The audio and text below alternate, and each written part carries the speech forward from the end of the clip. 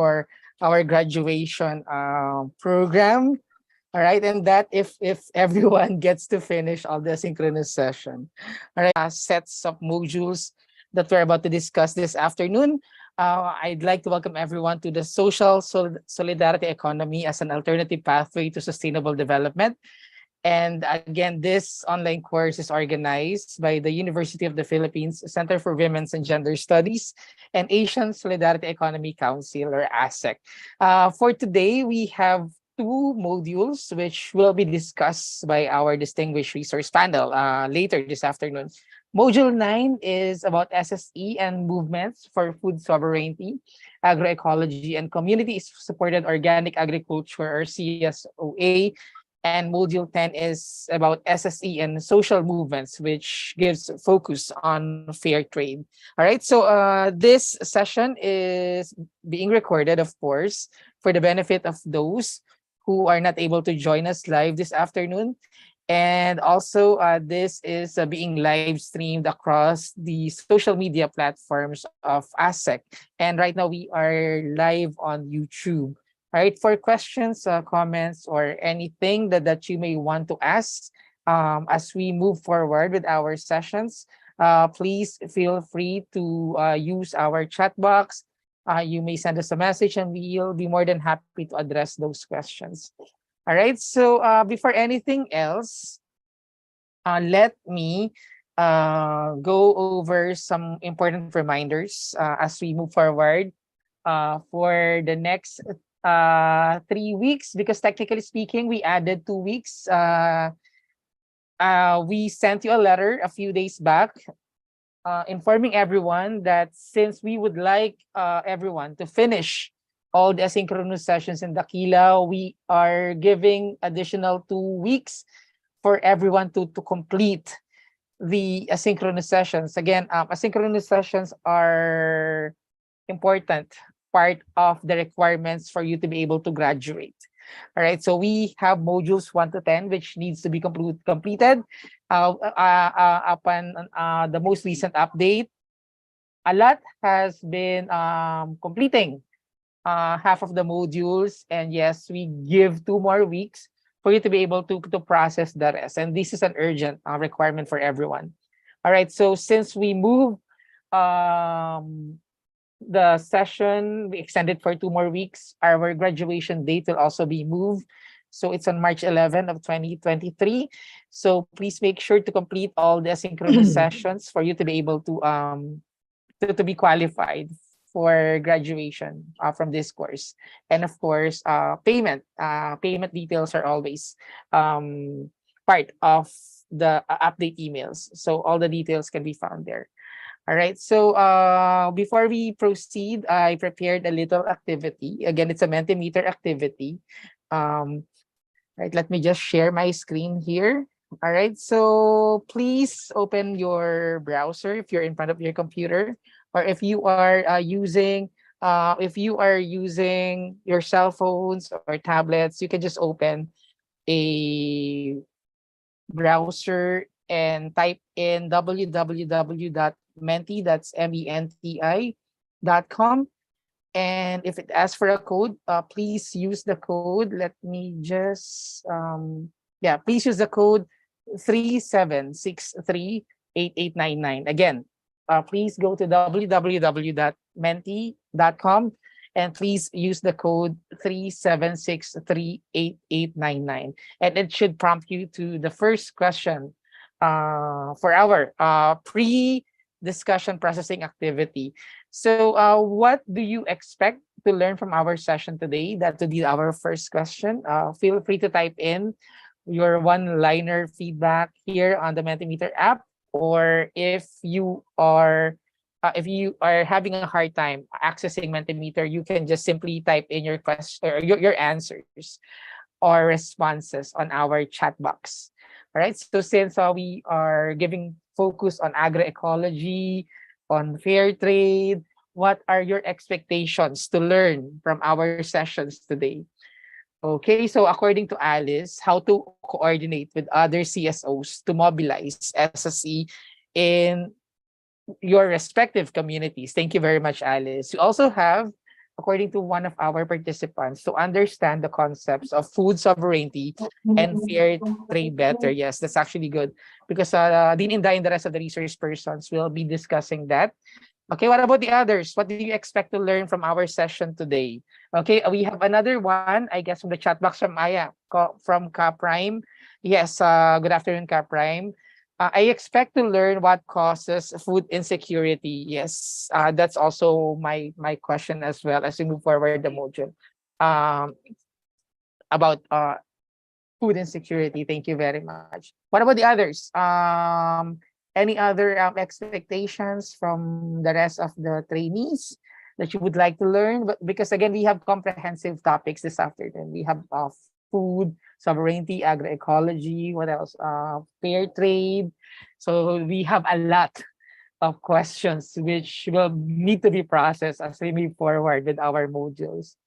Okay, going once, going twice. We have one more from the chat box from Indrani. How SSE can facilitate food sovereignty, agroecology, and fair trade, according to Marilyn, to learn the difference of agro and agri. Yeah, thank you for raising that up. We have one from our Mentimeter app, SSE and agroecology. Yes, thank you very much. Okay, anything else or anything or anyone who would like to add more to these expectations before we move forward? Okay. Yeah. According to Emma, I expect to learn the importance of wealth creation to food security and food sovereignty. Thank you, Emma. And to according to Asma, understand how to scale up agribusiness as SSE. Thank you very much for raising that up. Okay. Any more expectations? Okay. Going once, going twice. Okay, so if none, I think we have one more here. Why we cannot have food security according to Soraya? Yeah, Dininda is reading those comments. So yes, why we cannot have food security? Yes, these are all part of the topic. Okay, so let me move forward to our bonus question. This is just for fun. You can answer or you may opt not to if you do not want to. Okay, so yeah, share your plans for the weekend after this session. We can officially celebrate weekend. So any plans for the weekend, like for the rest of us? Like I know that some of us have other work or tasks to do aside from this. So yeah, if you would like to share your plans for the weekend, please feel free to do so. You may type it in on our Mentimeter app, or you can just put it on our chat box. For me, my plans for the weekend, since we have a face-to-face training, next week, we have a lot of face-to-face training in UP. So we are preparing. So technically speaking, even on the weekends, we need to prepare. So yeah, we have here Cap Prime, more explanation of the effects. I think this is like a expectations. More explanation on the effect of conversion of agri-land to subdivisions, like here in the Philippines. Yes, I couldn't agree more, Cap Prime. Subdivisions, farms converted to subdivisions. That's a thing here in the Philippines. So I'd like to understand more about that. Yeah, Soraya, her plans for the weekend is try to catch up on the assignments and readings. I'm sorry, Soraya, for giving too much pressure on the assignments. So then, if you would like to graduate from the course, of course, we need a little sacrifice, like a little sacrifice to graduate. Okay, Dininday will be attending the reunion of her high school class 67. Wow. Tish, for the weekend, I will continue to another one. And I will continue to catch up and finish all the course modules. Tish, you know this, right? Because you were part of our training last time. So like 2 to 3 weeks before the end of the training, that's our procrastination period. That's what I call it, the procrastination period. Okay, so Ka-Olive, my weekend will be with my daughter who is in the hospital for gallbladder operation. Um, we pray for faster recovery, Ka-Olive, of your daughter. We will pray for her. I hope that the operation goes well. Ka-Prime, also another one, catching up on unfinished assignments. Thank you very much for your dedication. That's all that I could say. Marilyn, another one, plan to make up on SSE modules. I highly recommend that you finish your assignments, but then please don't forget to spend your weekend. You may go out with your family, or you can cook like a good meal for tonight or for tomorrow for your family. And then after that, then that's the time that you can face your computer to finish Dakila. So again, that's just my recommendation. And then we have here, have a great Valentine's lunch with my sons and their girlfriends. Yeah, that's great. Yeah, good luck on that. And then go to the church with my family. Wow. Thank you. Thank you for sharing. Uh, According to B, it's my twins' birthday celebration. Happy birthday to your twins, B. We hope you could be there, but then you are overseas. So we'll just be there in spirit. Okay. Thank you very much for sharing all of your answers. So let me move forward now to our session, since I know that everyone is awake now, I suppose. So let me continue with introducing our resource person for this afternoon. I think this is the session which we have like a lot, like we have six resource persons. So this is an amazing and awesome session, because we have six people who will be joining us for the last two modules this afternoon. But I'd like to formally introduce them all first. Okay, so first is Dr. Rosalinda Pinedo of Reneo.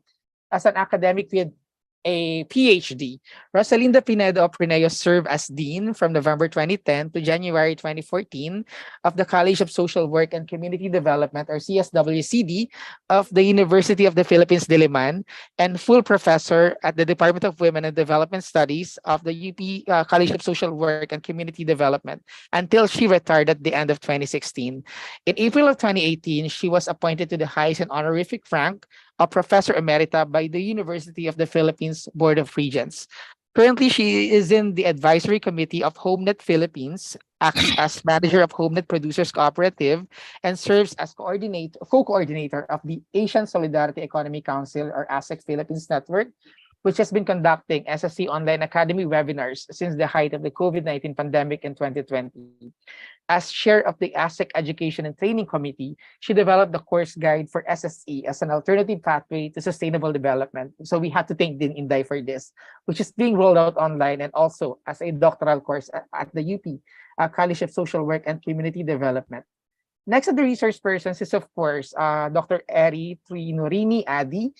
Eri Trinorini Adi has interests in a fair and just economy within her entire career.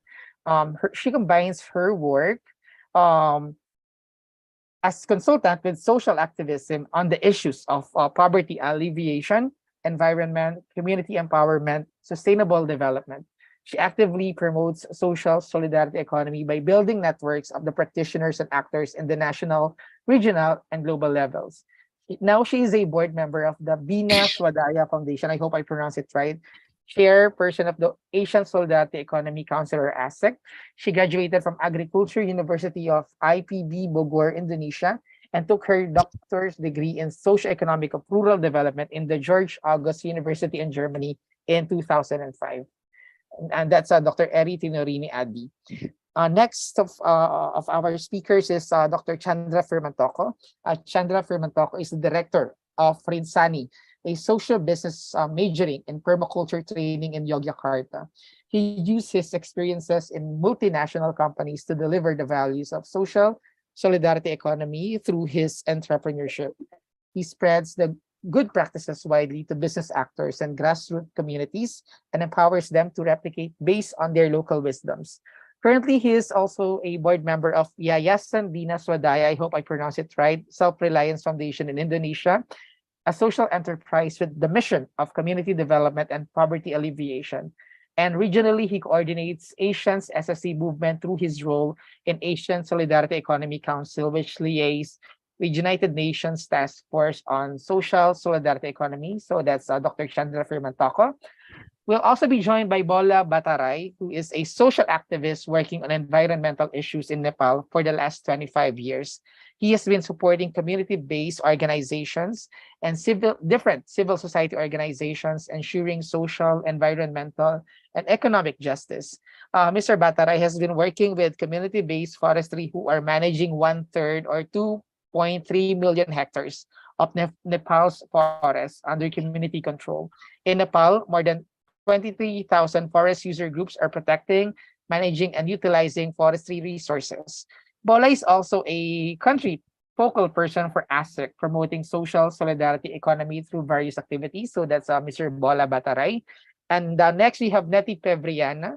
Neti Fevriana is the founder of the Biansa, I hope I pronounced it right, Biansa Home Fair Trade, a trading business which was established based on the principle of fair trade and which practices ethical trading since 2016. She is the chair of the Forum Fair Trade Indonesia and the institution relationship board of the Forum Mabel Kerajinan dan Seni, or for Makers. I hope I pronounced this right. Neti is also a member of the World Fair Trade Organization. So that's Neti Fabriana. And last but definitely not the least, we have Saino Yun Men. Saino Yun Men is a senior director with over 20 years of experience managing NGOs, associations, enterprises, businesses, and communities, and transforming charity NGOs into accomplished independent social enterprises and companies. He holds an MA in general medicine and a degree in law, public administration, and social enterprise development. He has extensive experience in trade advocacy and international trade facilitation and works in accelerating access to social protection and livelihood for informal economy workers in Cambodia. So that's Sainian Man. Let's give all our resource person this afternoon our warmest round of virtual applause, because again, it's really hard. Yeah, thank you very much for dropping over this afternoon. It's not easy to organize everyone, especially with our busy schedule. So this is something that we should be grateful for, considering that this is our final session for our SSE course. All right, so right now I'll be more than happy to call Dr. Rosalinda Ofreneo to start the session this afternoon. Dininday, you may go ahead. Good afternoon, everyone. I hope everyone is in good spirits and has the energy to focus on 3 hours of discussion. We hope to do this very efficiently, since I think all the speakers are here. For a start, I thought Vince would ask the participants who have been participants in social movements before and still are active in these social movements now. I was about to ask this, Dininday. I'm sorry. You asked. I was about to ask. Maybe you can put in the group chat, and maybe we can call on you later about your experiences. No, so maybe I can start with a PowerPoint, Vince. Okay, so actually this is module 9. It comes first before the one on agriculture, because we need to introduce SSE as a social movement and how it interacts and intersects with other movements. Next slide, please. Okay. How do we know if we are part of a social movement or not? How do we define a social movement? Huh?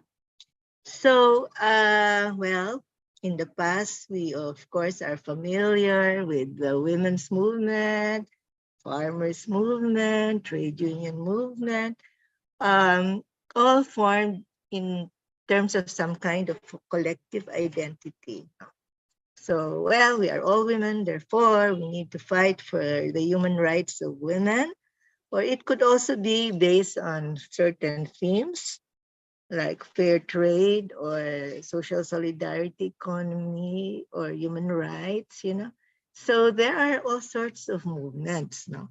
But the distinguishing characteristics of a movement is one, there is something that should bind the movement together in terms of identity. We have a shared normative orientation. For example, in ASEC, we have the 5 dimensions and our ethical values that sort of bind us towards the common cause. Yeah. And we all have some kind of grievance or critique of the current situation, and we would like to change it for the better. So we have a transformative agenda. And then we are also engaged in practical action that are connected together across time, addressing a concern for change. Thus, we define a social movement as a form of political association between persons who have at least a minimal sense of themselves as connected to others in common purpose and who come together across an extended period of time to effect social change in the name of that purpose. So next slide, please. So in our experience, we have a lot of people in the SSE movement who came from other movements, no? Because we find a convergence of people with the same perspective, Our search for an alternative to the injustice we see in neoliberal globalization, and therefore we see ourselves as part of the broader alternative to globalization movement. In this sense, the social movements we belong to push us towards SSE and to bring to life SSE initiatives. Finally, truly, SSE initiatives are typically the result of the activism of social movements and alliances that have common affinities, whether thematic or identity-based, as in the case of farmers, consumers, feminists, etc. So, Vince, are there any entries in the chat box about who have been? Not so far, Dean, but yes. Wala pa. Okay. Wala pa. So maybe I can cite my own experience as a part of the women's movement, as a feminist. I think a week or so ago, we had Dr. Natsi talking about why she is arguing for a feminist SSE. Well, because in SSE, we find hope for the economic empowerment of women, especially those in the grassroots. And we find that it mirrors our ethical values about, human dignity, about non-discrimination, about pushing for equality of everyone, women and men, boys and girls, and also LGBTQIC people. So we find SSE as an inclusive movement that really embraces all the marginalized, particularly women who comprise half of the global population, but who do not usually have the power or the benefits or the resources to really advance their condition and position in society. So in that journey, for example, if we look at the informal workers movement, we see the home-based workers movement, for example, majority are women there. Our realization in the COVID period and in this early post-COVID period is that SSC formations are the best instruments for livelihood recovery, for people-centered and planet-sensitive recovery that ensures that the marginalized, including women, are able to recover their economic potentials and opportunities, especially at community level. So we also had previous presentations by, for example, by Sabah, by Asma of Sabah, Pakistan, showing that her organization, which is a fair trade organization, is actually, in a sense, also embracing SSE principles when she shared the supply chain characteristics and elements of Sabah. Maybe later on she can articulate how there is that overlapping of SSE dimensions and fair trade principles. So can we have the next slide, please, Vince? Dininday, before we proceed, Rodmark has a question if you would like to address it now. Can we include Yeah. the push for social entrepreneurship as a social movement, according to him? Well, there are social enterprises and social enterprises.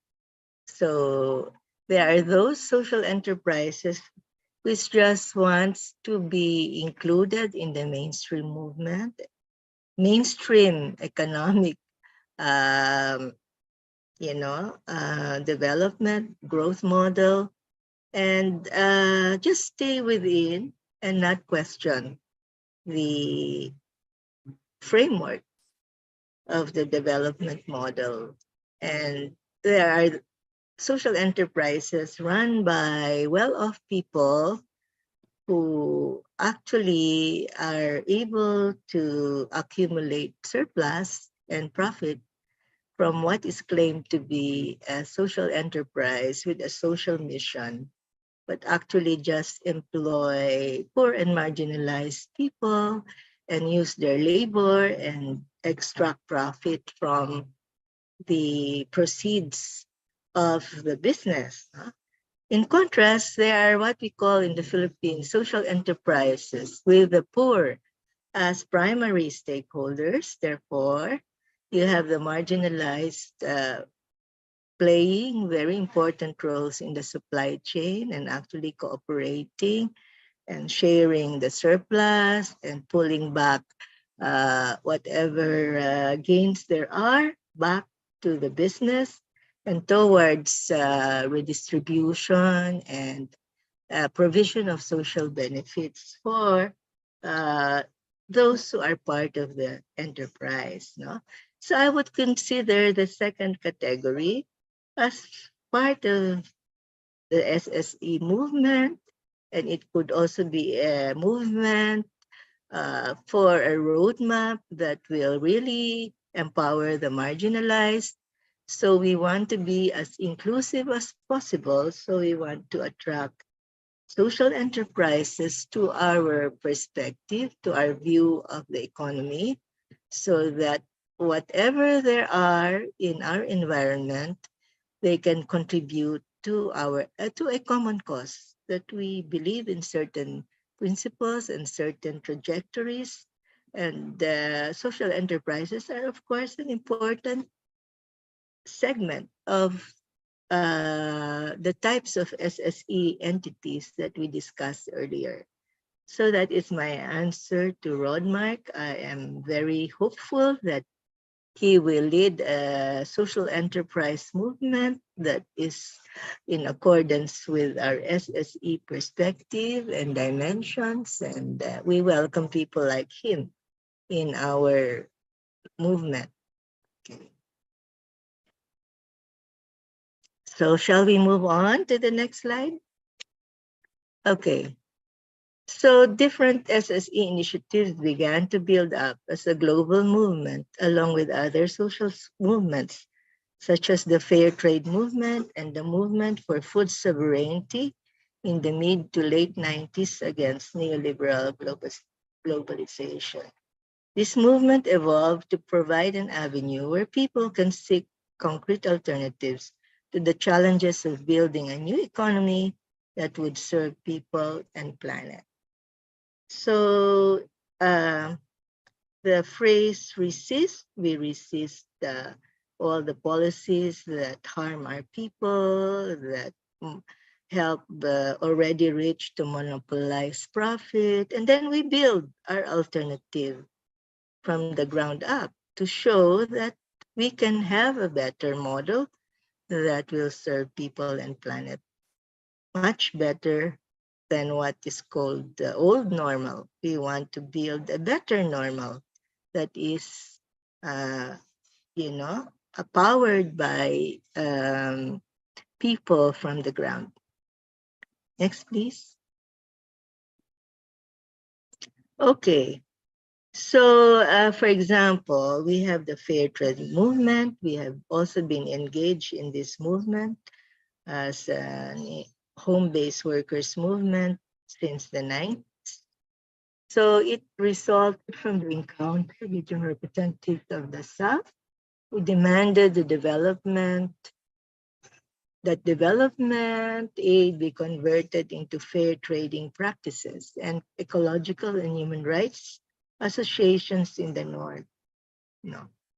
So the main objectives are actually two-pronged: to improve the life of small producers in the South, marginalized for lack of financial resources and experience, by creating commercialization channels for their agricultural products and handicrafts to consumers in the North that wish to contribute to a greater solidarity between North and South.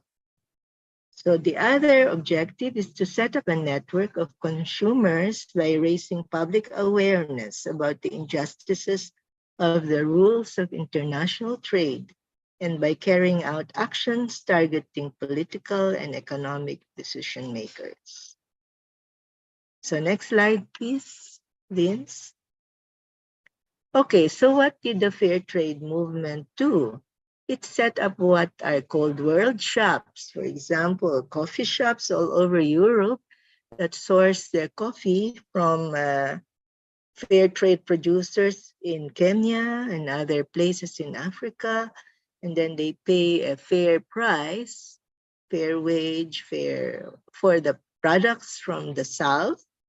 And then they also educate the consumers in the North to support fair trade coffee that is fair and just to the producers, even if it costs a little more, you know. And then there is this fair trade certification and labeling so that you know that the products you are buying are truly fair trade and are not just claiming to be fair trade products. And then you have fair trade towns all over Europe and North America. Some are in India, and I think, if I'm not mistaken, in Korea or Taiwan. More than 2,200 of them. Then you have these towns pledging to buy only fair trade products or locally produced products. And then, of course, you have protests. For example, in the WTO meeting in Hong Kong, we were part of a march, a protest march against the unfair policies emanating from WTO, which are very disadvantageous for countries of the South. And then policy advocacy so that there could be support for fair trade products, fair trade producers, fair trade communities, and then also to resist the harmful policies associated with neoliberalism, like further privatization of water and power, which raise the prices of these utilities beyond the reach of most people and which raise the cost of production for many micro, small, and medium enterprises. And also the import liberalization, where in our experience, we are flooded by imported onions, imported meat products, imported vegetables. We have no way of protecting our local producers. So our advocacy is first, you have to develop local agriculture so you can be food secure and let the farmers communities decide how they will produce food for us in a safe and preferably organic way. So we campaign for organic products, support for organic farming, agroecology, and all that. No? So next slide, please, Vince. Okay, so now I will not belabor this, how the 5 dimensions and fair trade principles intersect or mutually reinforce each other. I will ask maybe Sinun and Nettie and Asma of Sabah to sort of explain this given their experience. No? So it's better that the answer to this question of overlapping and intersecting to the practitioners on the ground. So thank you very much for listening. Unless there are questions in the chat box, I think we can move on to Sinun's presentation from Cambodia. We really try our best to have resource persons from other Asian countries so that we have a sense of the Asian region, the Asian experience, and not be limited to sharing from only a country or two. So this is our way of balancing our perspectives and spreading the sharing to other practitioners in the region. So again, thank you, and perhaps we now can call on Sinon. Can we give Sinon a welcoming applause? Okay. So I think Vince has introduced Sinon already. He's a very good friend. We work together in the home-based workers movement in Southeast Asia. He's been active in the ASEAN People's Forum, in the SSE advocacy in Cambodia. So again, maybe Vince, you can share his presentation now. And then we can take questions after his 10-minute presentation. And then we move on to Nettie with the same kind of time limit. Okay, so let me share. Thank you, Ding and Dai. Let me now share I hope I pronounced your name right. I'm very sorry. I'm really bad with names. Please let me share your presentation.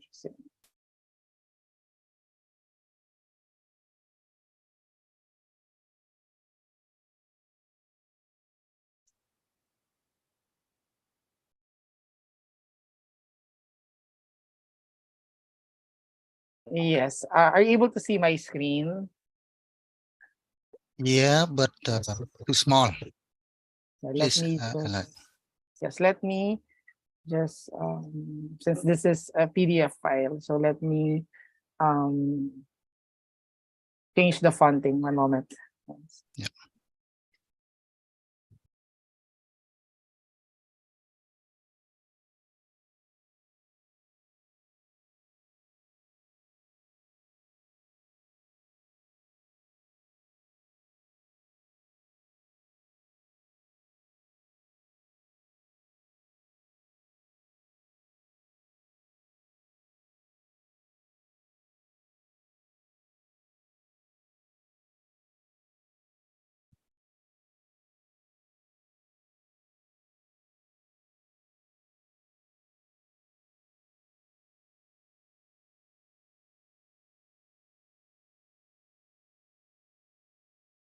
Give me 1 second, Sinoy. You Yeah. may want to you might want to speak first Yeah. while I share your.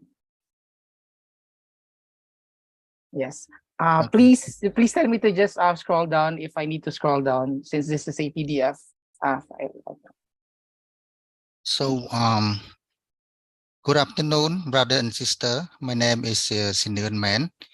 I work for the Artisan Association of Cambodia as well, Homeland Cambodia. So, the theme that I'm going to present is about fair trade and social enterprise among home-based workers. And that's just about toward economic and social justice. Scroll down, please. So the first one I'm going to say is about AAC is a lead toward social enterprise development. It's mean that Artisan Association of Cambodia introduced the concept of a social enterprise based on fair trade to AAC members organization consisting formerly of small shop, companies, NGO, association, as well as self-help groups. And next one is about fair trade campaign and the fair trade principle, as well as the practicing of fair trade principle.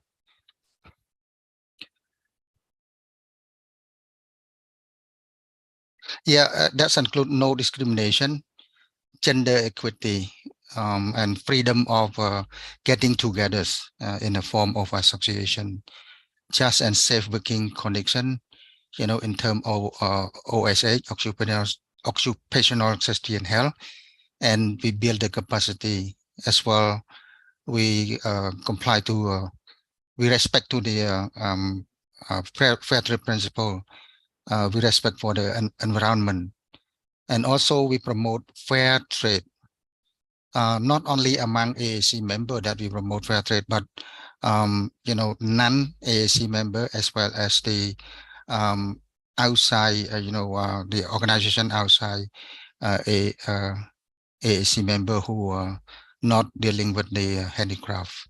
So move on, please. Yeah.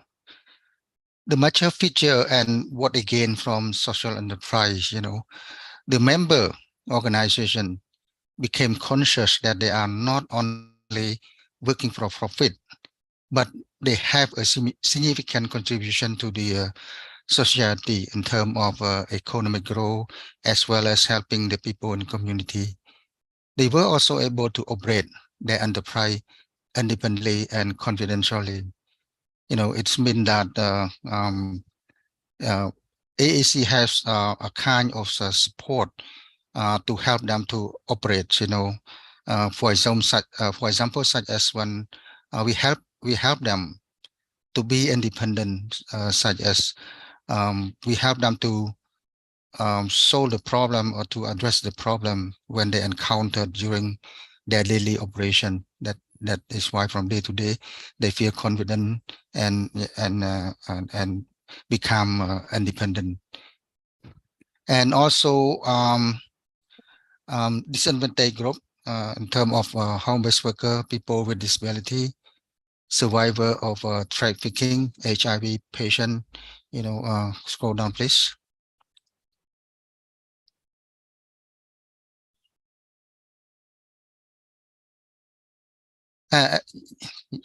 Yeah, and identify and reconnects with local brand and international brand, because we have many buyer and overseas in 18 countries, and we have local brand also. This is one of the photo about fair trade.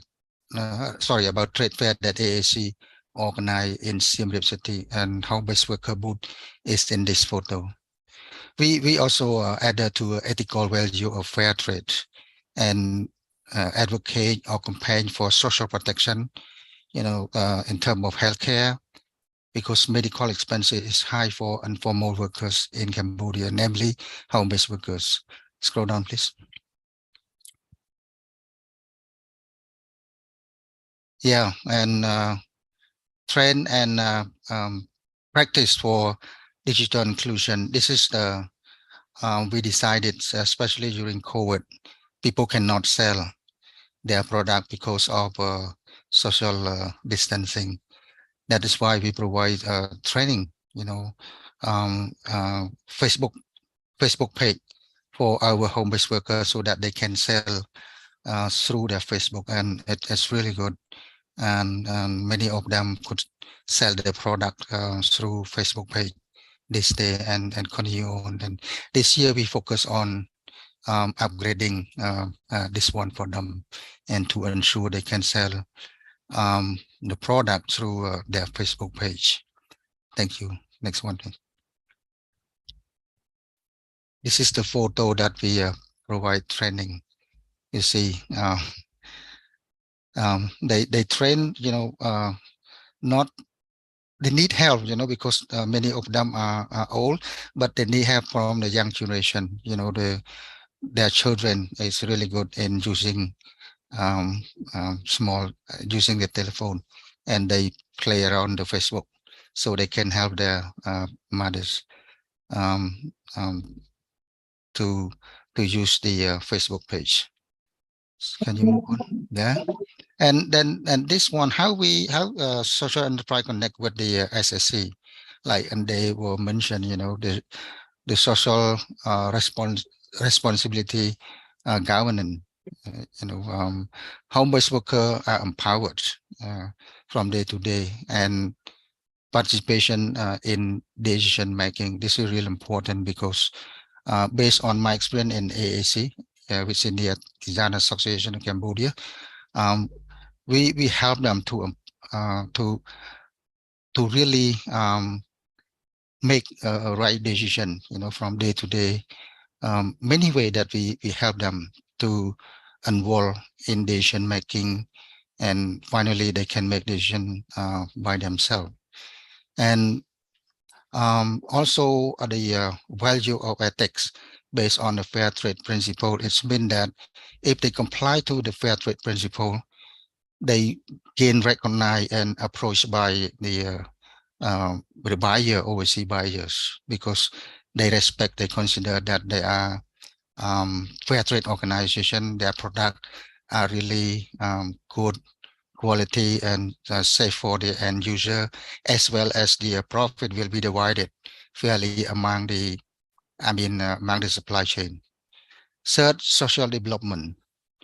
Inclusion of marginalized group is important. So we try to, I think not try, but so far we work with marginalized people, and we provide training for them in terms of help them to increase the capacity.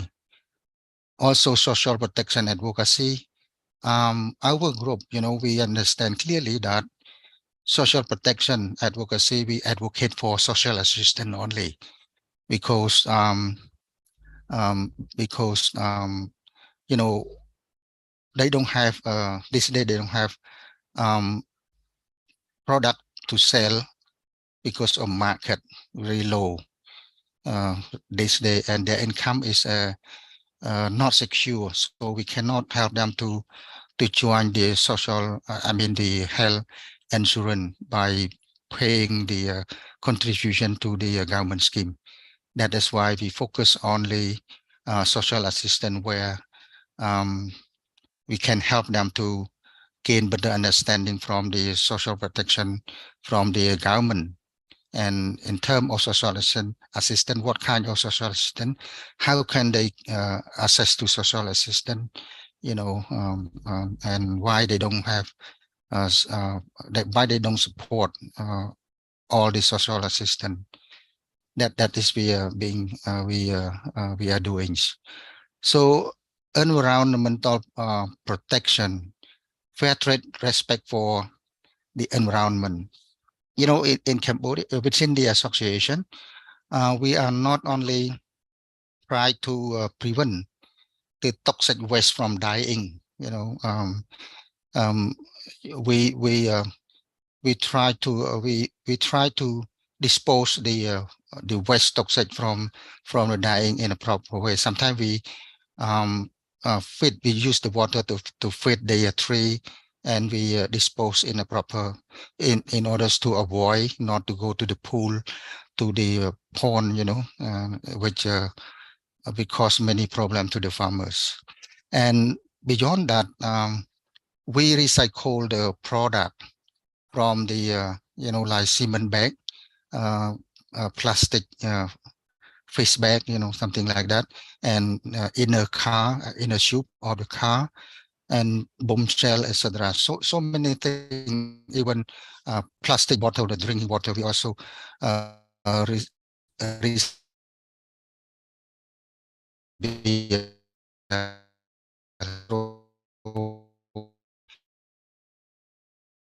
to the sustainability.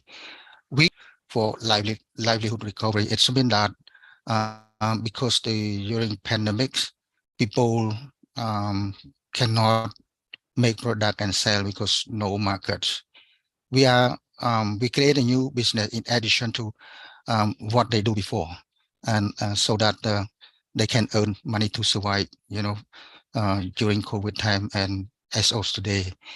It's been that when market come back, when the situation come back, they will go back to also their previous business. Thank you.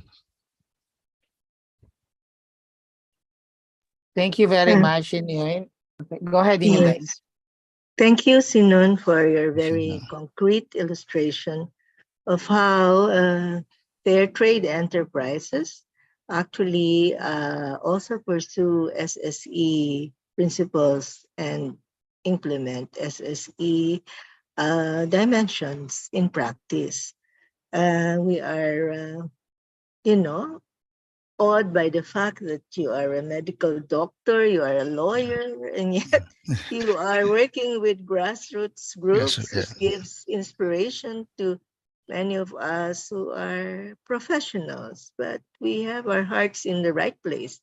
And you show that it's possible to connect and be of help to people on the ground. So we congratulate you for that. Thank Now you. we can perhaps ask our participants if they have questions. You can put in the chat box, or you can raise your hand, and Vince can call on you.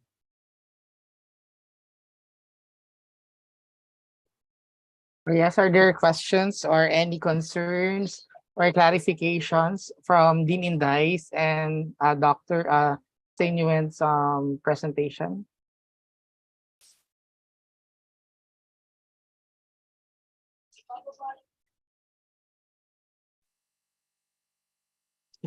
You think I think Dean, we can proceed first with the next presentation. Yeah, or you Yeah. just You collect can the ask later. Yeah. questions, and then we can ask Nettie of the Fair Trade Forum in Indonesia to make a sharing of how is it that you can form like a national network for fair trade, because she's now, I think, the leader in that effort in Indonesia. And she can, give us a sense of the process. So maybe, Nettie, can you take the floor now? Thank you, Ande. Thank you so much. Yeah, thank you, Rosalinda, for the times. I will share. I will share with myself the PPT. Moment.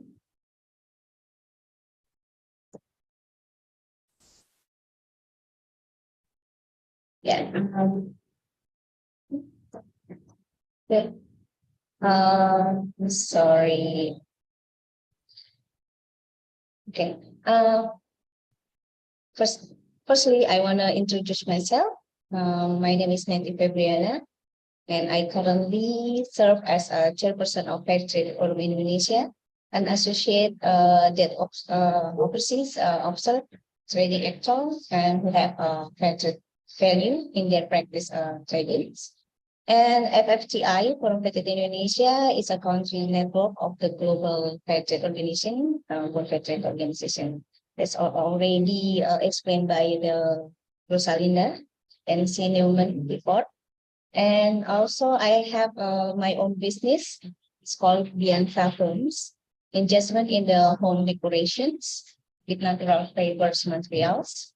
And Bianca Home is also a member of the WFT. Okay, we starting with my presentations. I call it a fair trade union practice in the trades.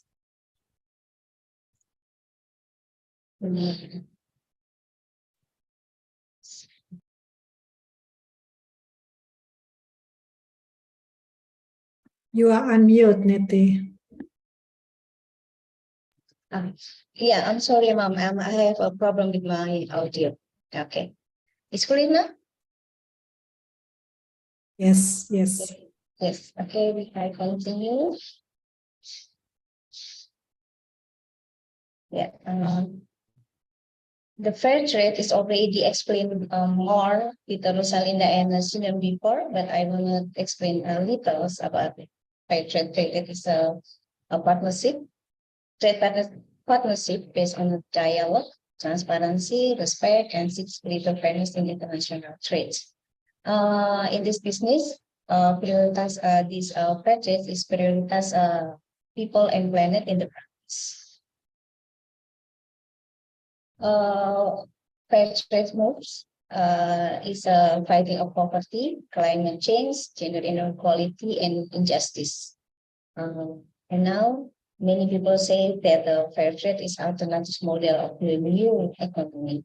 And in the practicing, we have already we should practice 10 principles in the daily tradings,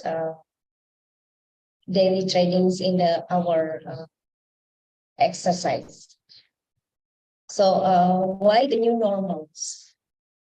Like I said before, as a reaction of the free trade system, we stand on marginalized vulnerable groups. The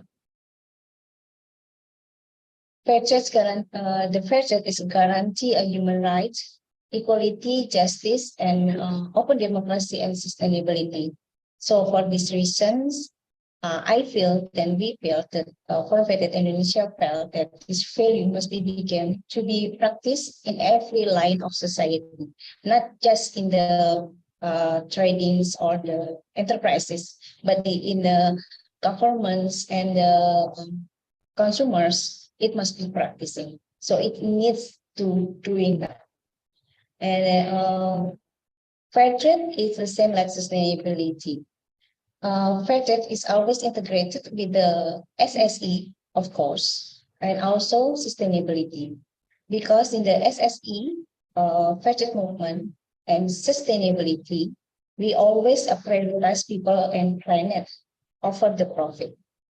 In the SSE, there are value of democracy, gender responsibility, of holding ethics, and fighting poverty.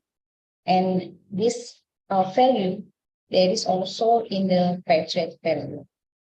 So fair trade is a good practice in the business activity, and sustainable is a sustainable business concept. So there's a good practice in sustainability business. There's a integrated with the this is what the fair trade doing with the sustainability prosperity. So in the fair trades, the value of the profit we change to be a prosperity. There is a refinancings, payment guarantee, long-term commitment, fair payment, guarantee living standard wage, and profit are invested in the activity to support fair trade. So the profit, not all the profit belongs to the owner, but it should be invested again to the activity of the support fair trade activity. And also we support the people with rejecting forced labor and child labor, rejecting discrimination, gender equality, women empowerment, freedom of decision, capacity and capability improvement in the enterprises, and health and safety guarantee for workers. Also in the planet, what we're doing is we should do the eco-friendly raw materials, minimize carbon footprints, chemical prohibition, eco-friendly packing materials, and land environment conservation. So this activity is always have to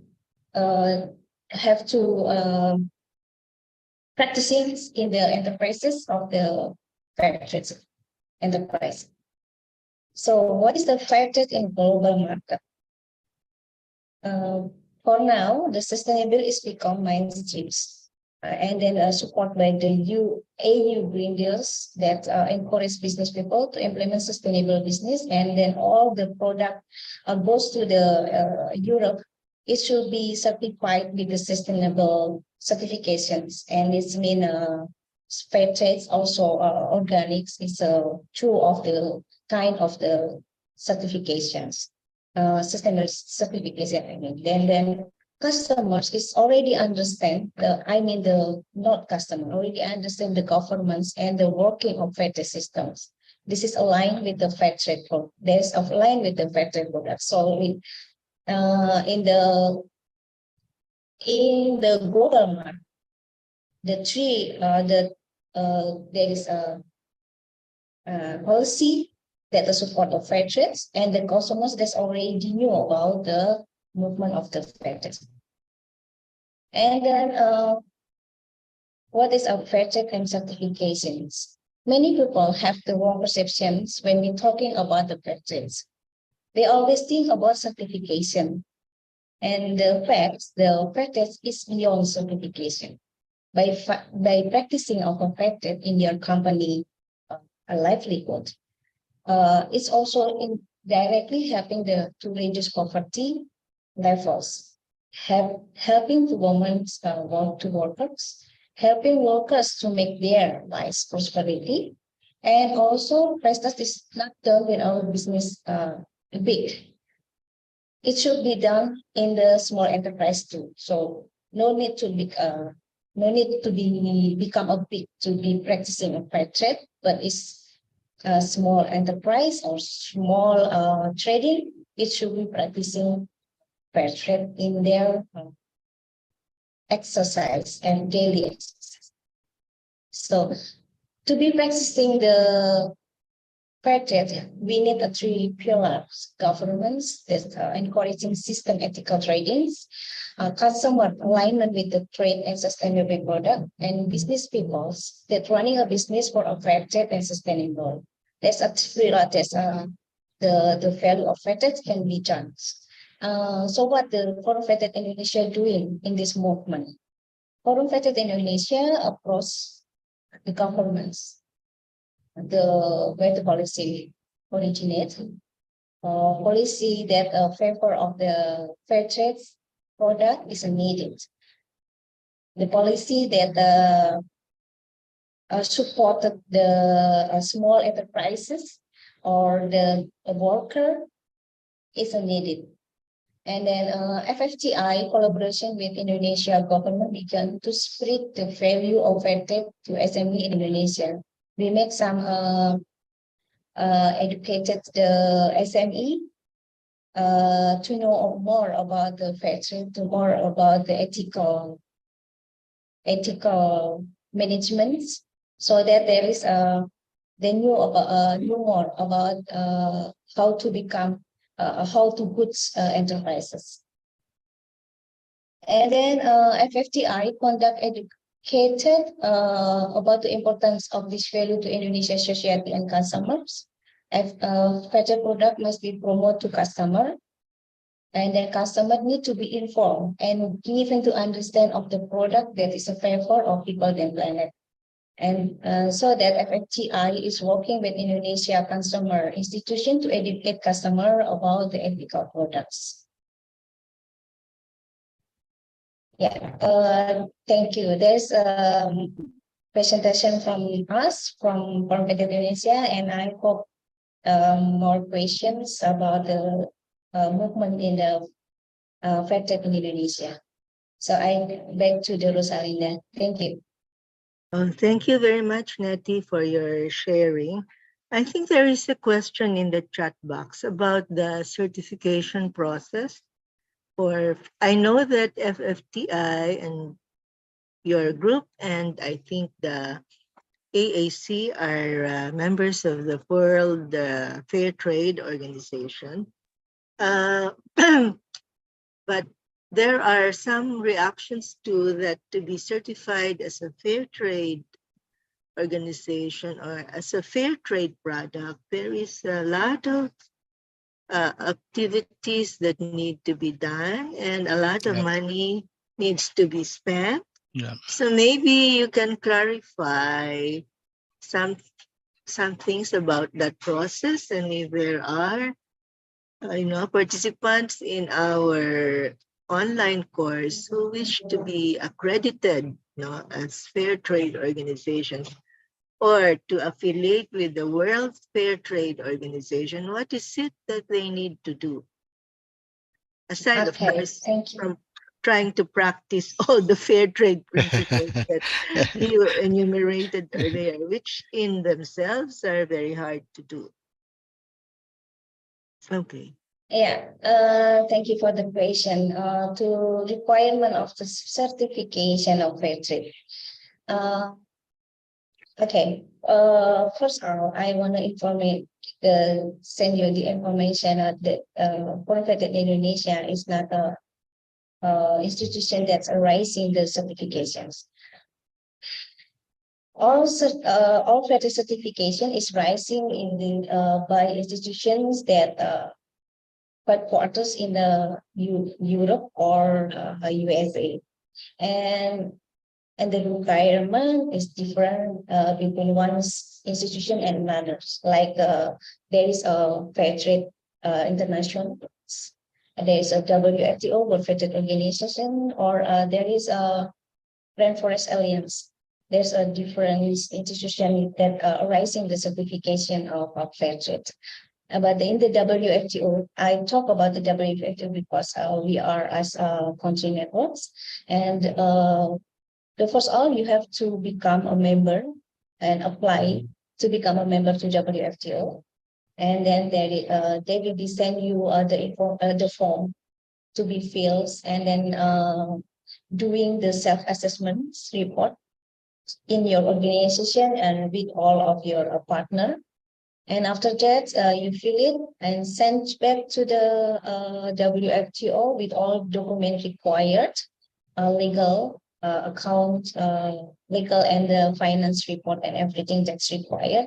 And then there is, after that, they will be reporting and then send back to you. And then if there is a minor, they will be bring you send you the information.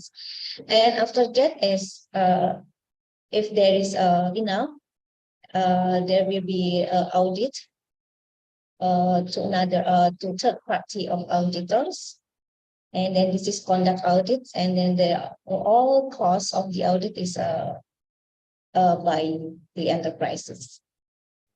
Yeah, there is no requirement, specific requirement, but the small enterprises can apply. Like Biansa Home, we are still small and micro, and we are applied to the WFTO membership. And then now we still in the provision member, not yet the currently, because still waiting the auditing coming in Indonesia. Yeah, there's I hope that's helped you to read the questions. Thank you very much, Nettie. I think Dr. Eri would like to add something, as well as Sinuan. Let's do Dr. Eri first. Okay, thank you. Because the module 9 is talking about the movement, what I would like to stress, to underline here, that the fair trade is a good showcase of the success of the movement or network. Yeah. If we listen from Nettie, that the government of Indonesia recognize the fair trade in Indonesia, and they as well support in kind of the capacity building of the small medium enterprises within the platform of fair trade. And they train about criteria, how an effective way to export the product and so on. You see that not all the time that the government is our enemy. So in the movement, if you see that from Rosalinda, there are different types of the movement. There is a resist and build, but there is as well an cooperative. And I would say that the fair trade is one of a good model to show the success of the impact of the movement to the policy. Yeah, I think without a good structured movement in the national, regional, and in the global level with the world fair trade organizations, I doubt that the Indonesians, the government Indonesians, will accept and support the capacity building or support the model of the fair trade. So this is what I want to add in these presentations. Thank you. Yeah, thank you. Thank you, Nettie, Bu Eri. and Dr. Eri. But let's make room for Sinon to give his answer. Yeah, thank you, Andy. Of course, I think what you were saying, the requirement is correct. Just what I just want to add, um, the criteria, meaning that, to get the certificate, unless you comply to the 10 fair trade principle, and there is a process like one of our presenters mentioned. But I just want to add, because it happened to AAC in Cambodia. They want AAC to certify who want to become a member of World Fair Trade Organization regionally and globally. But I deny not to do that, because at the national level is not really well recognized. At the regional and national, would be valued. So yeah, there's two type, two level of becoming a member of World Fair Trade Organization. One is the regular member, and the second one is the guaranteed member, where it's more strict in term of the pricing of the product to the buyers. So like Dr. Erich will mention about, it's a movement, bring something to the policy maker. But I mean the fair trade also really benefit to the producer who receive fair wage, because one of the system that the World Fair Trade Organization, they put in practice in order to ensure all people in the production line fairly receive living wage and fair wage. So they have pricing, fair trade pricing. They have the system where where they want to buy a product and how much you charge for, how much for the product, how much for the labor, how much for the fixed cost. And if you pass, this system, otherwise your product will not be ordered. So what I'm trying to say, not only a movement to help to bring the issue to the policymaker, but also benefit. It really useful for the producer in term of exploitation, something like that. It's really good. So it's really tough, it's not easy. Even me joined the fair trade since 2005, but not yet become the guaranteed. But the good thing, many member of AAC join, become a member of World Fair Trade Organization. And just for your information, in Cambodia, Artisan Association is the first organization become a member of World Fair Trade Organization, and AAC bring fair trade to Cambodia and promote fair trade principle. That is why outside AAC member can learn from it, AAC, and ask me to help to join a member of fair trade. So thank you. That's all I want to share. Thank you, Yeah. Sinon, for underlining the benefits of workers, of producers, who are the main stakeholders in our SSE movement. Yeah. And I just want to add that AAC and HomeNet Cambodia have been instrumental in promoting fair trade within Southeast Asia. We've had sub-regional workshops in Siem Reap hosted by AAC and HomeNet Cambodia, with the Ministry of Trade, the Minister of Trade in attendance, and really talking about or highlighting fair trade and social marketing. Even home-based workers products can qualify, you know, Yeah. as long as there is some kind of due diligence in ensuring quality, in ensuring fairness in terms of fair payments, etc. There is a question, Uh, I think, can and I can I some can I can I sharing ask my from, question? yes, please. Asma Yes. is with Yeah, Sabah, actually, Pakistan, yes, I'm from a Sabah, fair Pakistan. trade That's right. organization. Yes, Okay. actually, I just want to sort of reiterate what Cinnamon said, that it's very difficult to get registered with Fair Trade, with World Fair Trade Organization, since our organization, when we were in the process of registration long time back, when now we call it Sabha, it was the parent organization was Sangi Development Foundation, and this was the first organization in Pakistan who was promoting traditional craft to be registered with fair trade. So they actually at that time they didn't even have anybody who could come go to the field and assess and have do the interviews with our producers. And it was a very tiresome process, tiresome in a way, like they were asking so many things, like there was so much of formality. And when they reviewed our business plan and everything, they were very impressed with our work. They said you are actually doing what the concept of fair trade is really inbuilt in your all the operations, but you can be our advocating partners, not the business partners. Why we could not be the business partners? Because our business was not at that scale. We were paying too much to the producers.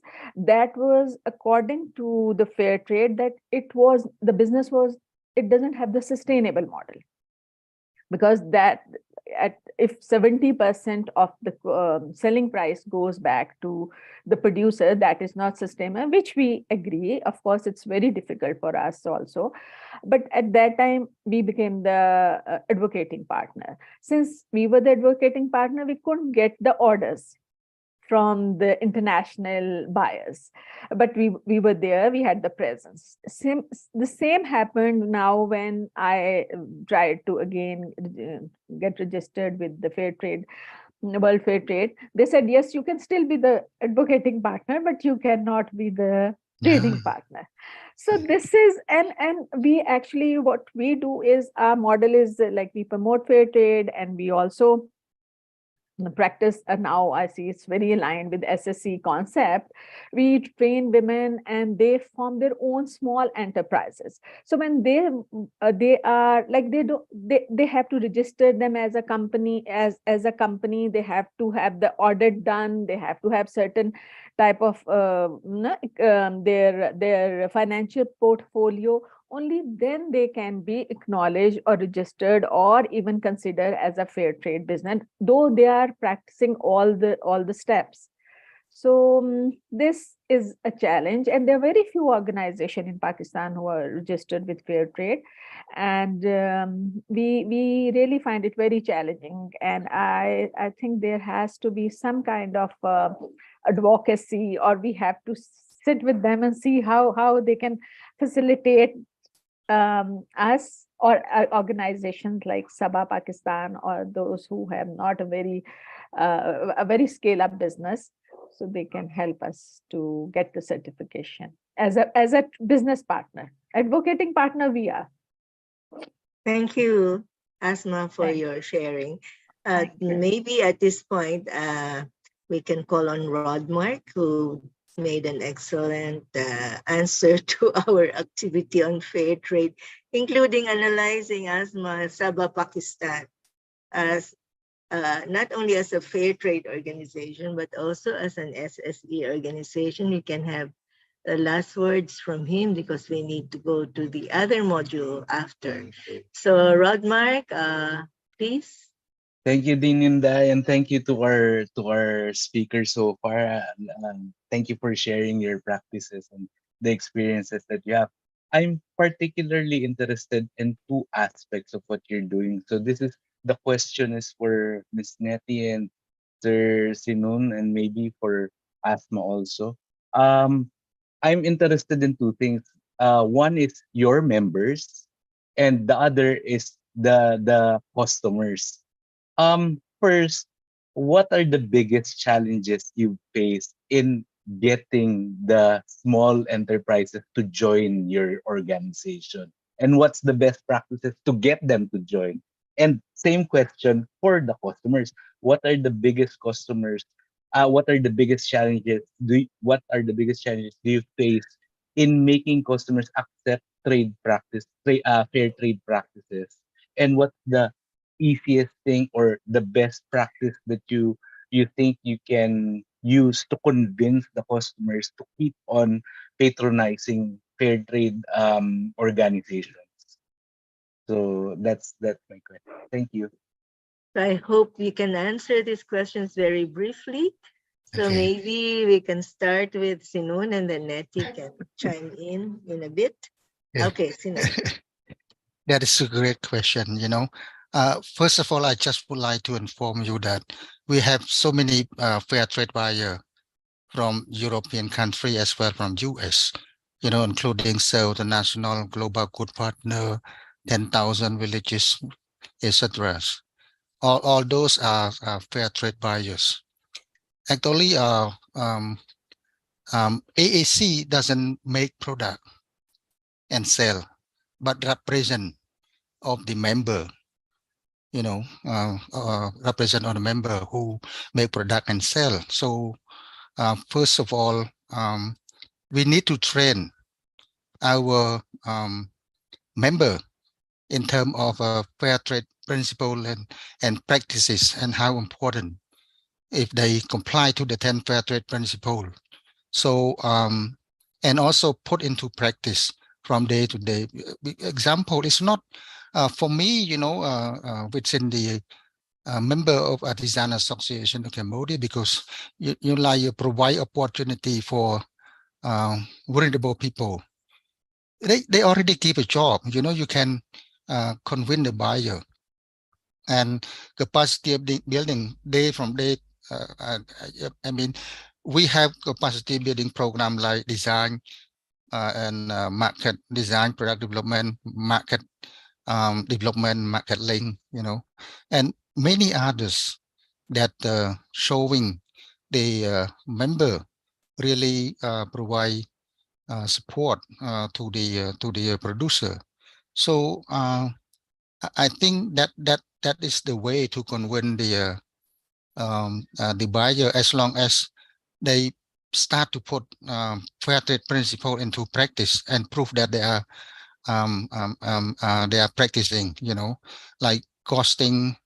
And for example, if they provide a product for the producer to do they have the meeting with the producer and how much the producer will get? Is a fair wage or not, in terms of 8 hour, like minimum wage, $10 a day, something like that. So I think the most important thing, provide knowledge on fair trade principle and help them to practice. It's no need to have the member comply to the 10 fair trade principle, like, because we have sell assessment.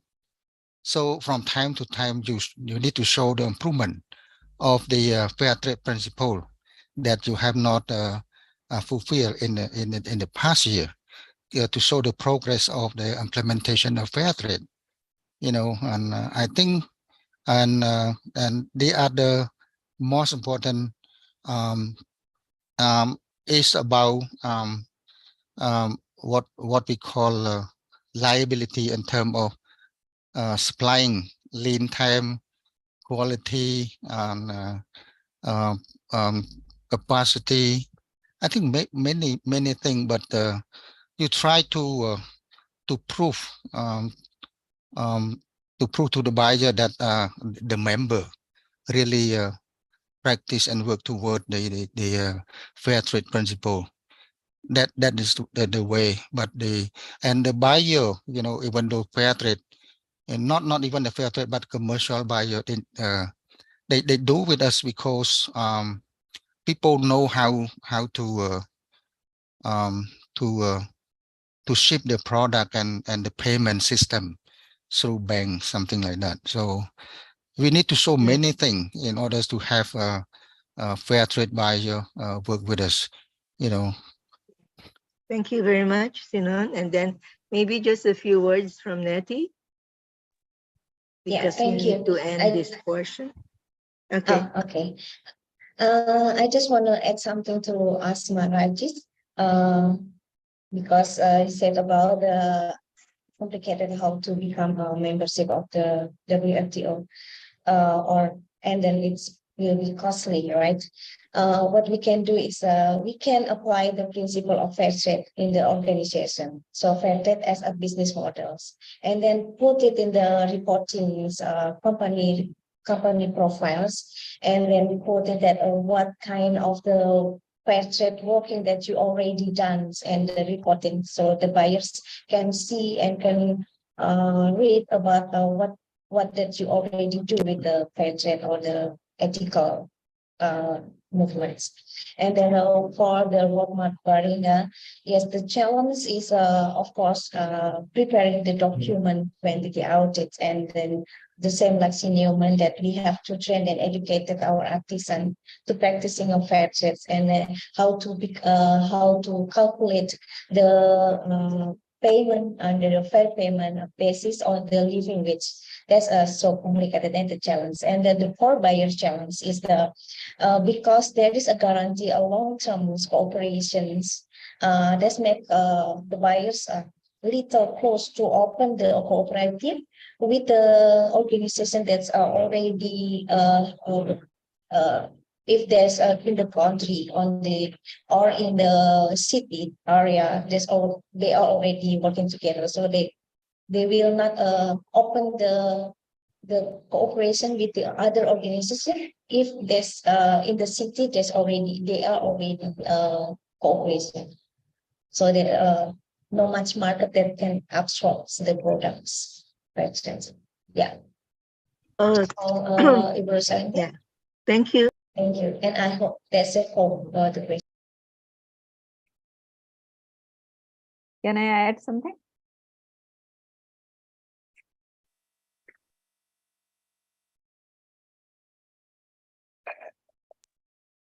Hello. You are It was muted, Din Inday.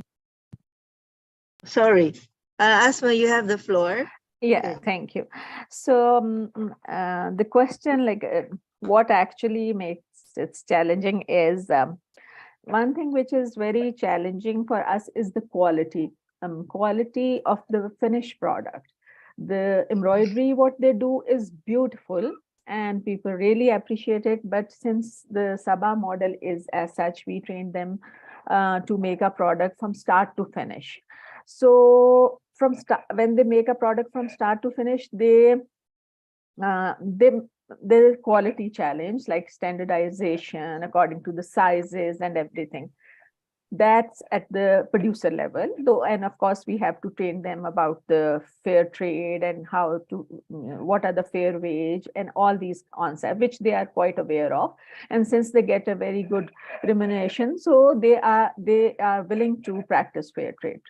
So when it comes to the market, and since in Pakistan, the handicraft market is not as evolved as is in India or other South Asian or Southeast Asian countries, in East Asian countries. So there's a lot of availability of the products which are available at a very cheap rate, like the businessmen, they get it from the villages and sell it at a price which people find are buyers that these products are our product is much higher has a much higher selling price.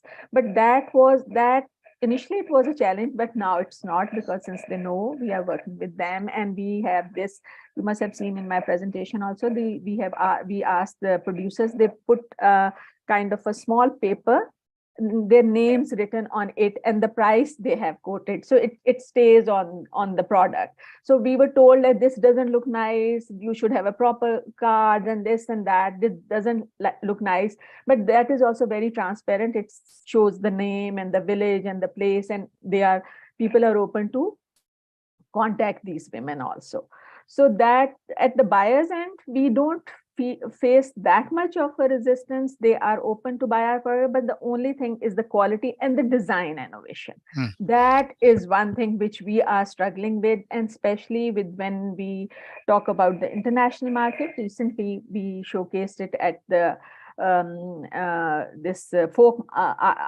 international folk art market that happens in Santa Fe. So they love the product, everything, but they were again said the colors are very bright and this, but we don't want to change the colors. So these are the few challenges which we feel. Otherwise, price-wise, I feel people are willing to pay if the quality is good and they know it is transparent enough and they know that this amount is going back to the producers. That's okay.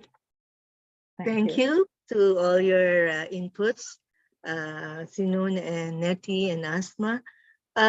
Just to summarize, I think the discussion shows the wisdom of the solidarity model between producers and consumers. If these two groups trust each other, would like to help each other, would know more about each other, then the trading aspect becomes easier. And the operations of the Fair Trade Organization are somehow facilitated and become lighter. So I think that's the lesson we can all learn from the sharing. And I think some of you have already shown in the activities like Roadmark and the others who have patiently done their asynchronous work, that there is really an intersection and a mutual reinforcement between fair trade and SSE.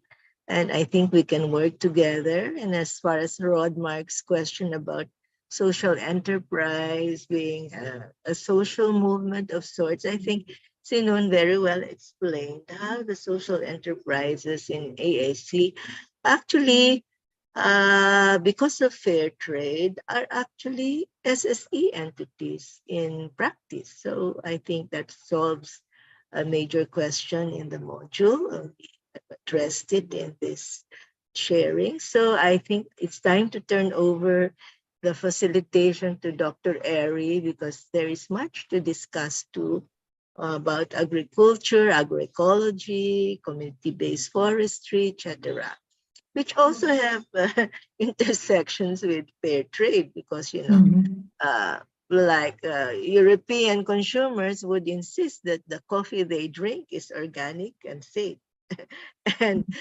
is also commanded a fair price that is paid as fair wages to the producers. So, Dr. Airy, the floor is yours. Thank you, Rosalinda. You really bring good connections with your last work, the synthesis of the movement. The core from the fair trade is the mutual trust between the consumer and producers. If in the fair trade, we are talking with the products such like handicraft, artisanal, and so on. But in the module 9, we will focus only for food. Okay, I will present my the screen by my own. I operate by myself. So, do you have seen already? Not I can yet. just share it, Terry. Okay. Okay. Sure. Do you? Okay, good. Just a moment, I will manage. Okay.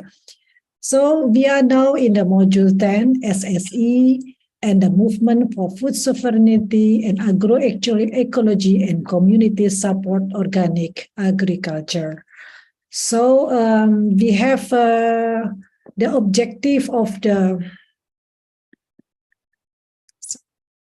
The objective of this module, at least there will 5 points that we will listen to my presentations. At the first, to analyze why the current food crisis is actually an impact of neoliberalism.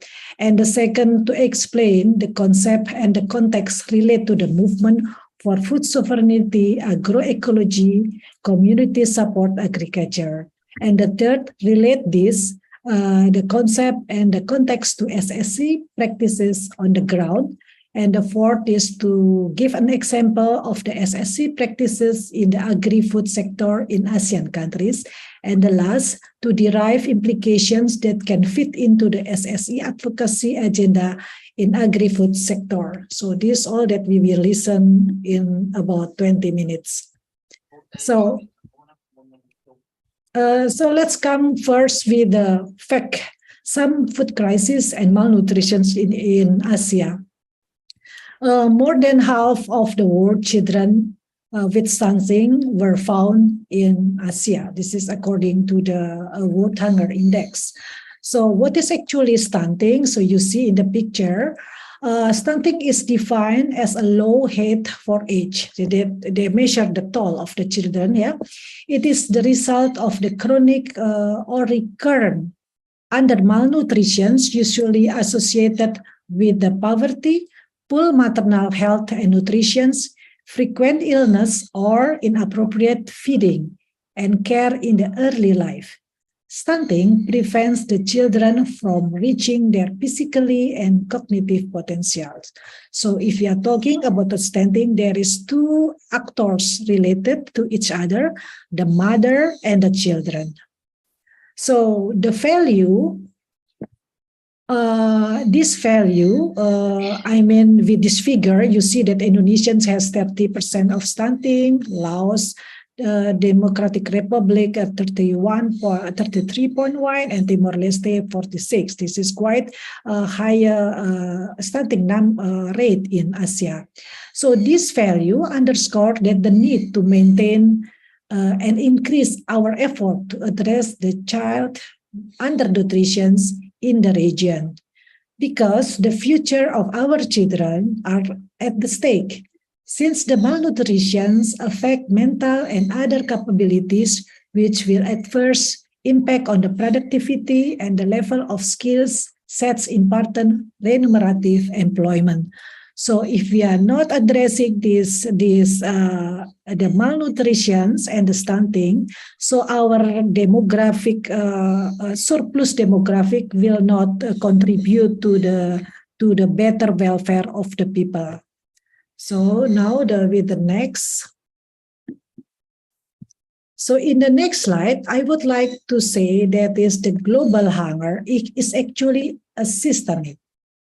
So the global hunger crisis is systemic and it is worsened by overlapping crises such as the climate emergency, commodity speculations, massive food waste, and the worsening inequality between the regions and nations, and the concentrations of the power and resources in the few corporations based in the global north, which is dominate the agri-food sector. This is actually the root of the crisis. See the figure on the left, might be you will recognize all the famous brands like the Nestle, Coca-Cola, Unilever, might be you can familiar with this all. So this, and it happens as well in the agriculture sectors. That means only few corporations that dominate and then monopolize the supply side of the agricultural sector. So according to the data, there is at least 20 global corporations control the food chain, and 3 biggest corporations control over 50% of the seeds. And 4 corporations control over 99% of the livestock breeding. So you can see there is this is disadvantage for the small or developing country with this dominations of the of the agriculture sector in the view of the corporates. To address this issue, there is a rising movement, a social movement on the right to equitable access to healthy and quality food. This movement is anchored on agroecology, holistic scientific approach to productions and consumptions that incorporates traditional and indigenous environmental friendly agriculture practices. The success of this movement is achievable by supporting sustainable local food system, such as farmers market, community garden, farm gate, farm sales, and so on. Again, all those kind of problems will be raised, will be triggered to the movement that promoted by civil society. Again, this is like the similarity with the fair trade, so that fair trade not only try to have a just economy, but as well try to advocate the government with the movement. So it's happened as well in the agricultural sector. And then in the next, I would like to share what is actually behind of the food crisis. So the current, during, and the post-pandemic food crisis is actually multidimensional. Yeah, you can see in the right figure. So where the economic system and food system caused by multi-layered problems such as food crisis, disaster due to climate change, and the big gap in the public health services. Poverty and the inequality rates have not changed, and the manipulations of the industry in the agri-food sector has led to the speculations of the prices. But beyond of this, you see, this is to make a simplify that the crisis is held by the full crisis and the climate. We can make it worse if we take the put the line the full crisis as a big impact of the Russian and Ukraine war. So it's more become the complex.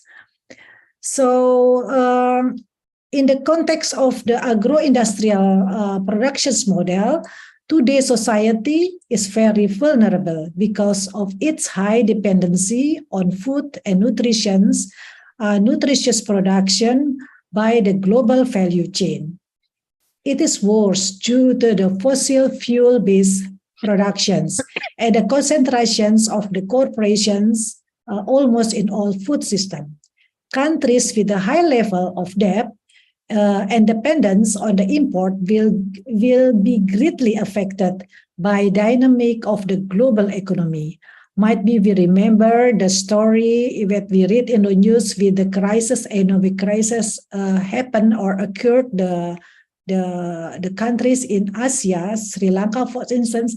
This is an illustrations, good illustrations to see that the dependency of the country with the higher debt rate to the crisis in the country. That not only economic crisis but as well the food crisis. Again, behind of this is neoliberalism. Now we come to more to focus on the food, yeah, telling about food sovereignty, and this is as well this is food sovereignty. This is a term of the food security. There is two terms might be we haven't heard about this.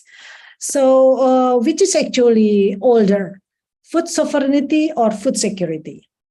So according to the module, maybe you have read in the module there, that the food sovereignty has been in place before the agriculture was industrialized. Yeah, we can prove this by traditional diets from the different culture of traditions. So the world, when the World Trade Organization started regulating the agriculture and forging partnership with the giant food corporations, the food become commodity rather than the basic right. So basic right is the clue for the food sovereignty. Yeah, and then the term of food sovereignty is actually origin from the organizations that call it La Campesina. Yeah, an international group of farmers, yeah, that advocate building a more just and sustainable peasant societies and ensuring the viability of small-scale farming productions for domestic consumptions. This is the fight of the farmers in Belgium, in Mont, Belgium, to fight to their own domestic consumptions, yeah, to domestic productions to their own consumptions, yeah. So this taking from La Campesina, many states has also included in their constitution's concept of food sovereignty and in the legal framework for social solidarity economy. Some countries that taken this concept of food sovereignty into their policy framework, among others, are Senegal, Venezuela, Bolivia, Nepal, and Costa Rica. So we'll put the next now. So, what about the food security? Now, but we have just heard about the sovereignty and now with the food security. Food security is talking more about the access when the sovereignty is about the human right and the food security is more about the food access. The food security is a concept that has been used by the UN in 70s, defined as situations that exist when the people, all people, at all times, have physically and economically access to sufficient, safe, and nutritious food that meet their needs and food preference for an active and healthy life. So there is actually at least 4, too easy to remember, the dimensions of the food security. At the first, physical availability, that means supply side, access to food. And the second is the economic and physically access, that means the affordability to buy. Income, expenditure, market are all those all the parameters or element for economic physically access to food. And the third is food utilizations.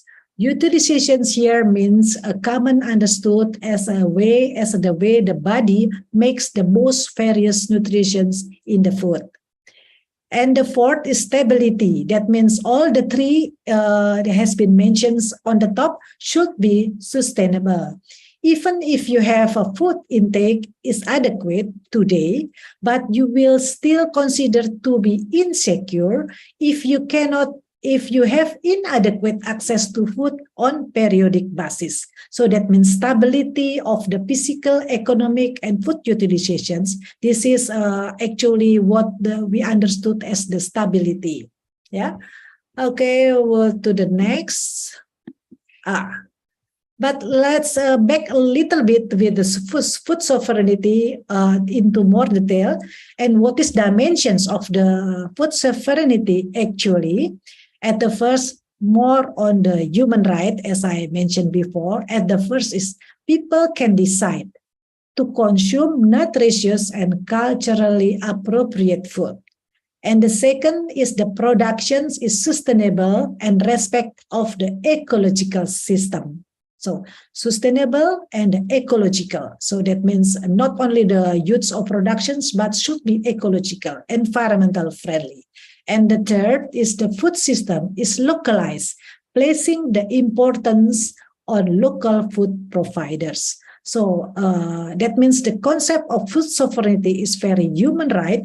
Human right is there is a universal values, but we cannot globalize the demand of the food in this understanding. So that means like. For instance, in my country, in Indonesia, in the Papua, for instance, in the past they eat only sago. But now, because of the wrong market failure, now the sago become limited and everyone are eating rice. While the rice mostly are not suitable in that place because different agroecology and so on. This is some cases how that the food not meet to the local demand.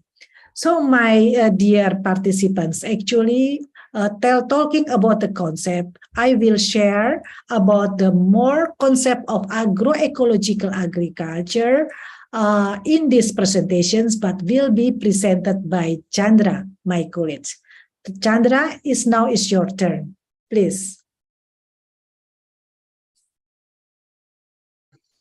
Thank you, Dr. Eri. Yeah, I will stop. Okay.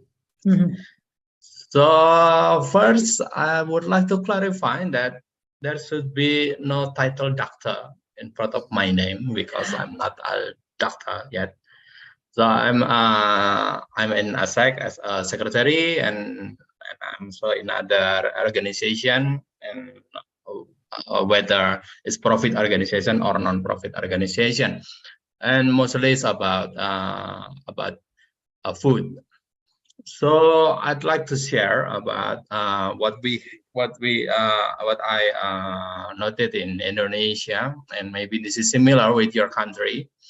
That farming land is shrinking, yeah, as we know, and then actually there have been a measurement about the climate change that it is caused by gas emission, and those emission 30%, 1/3 is contributed by food manufacturing. So basically, we need food, we produce food, and while we produce food and while we have food, we destroy our environment. So that's ironic.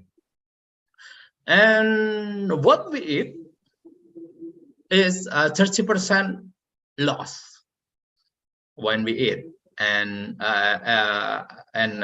in the production, I mean, and then the 40% of the rest lost in the consumption.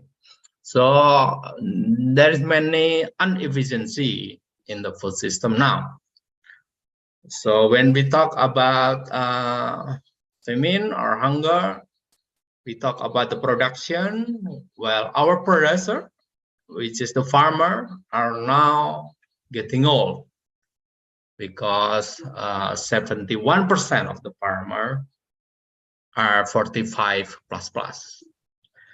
And then there is some other trending indicator right now is about degenerative disease like stroke and maybe and diabetic, and the casualties from this disease increase annually. So keep increasing and keep increasing.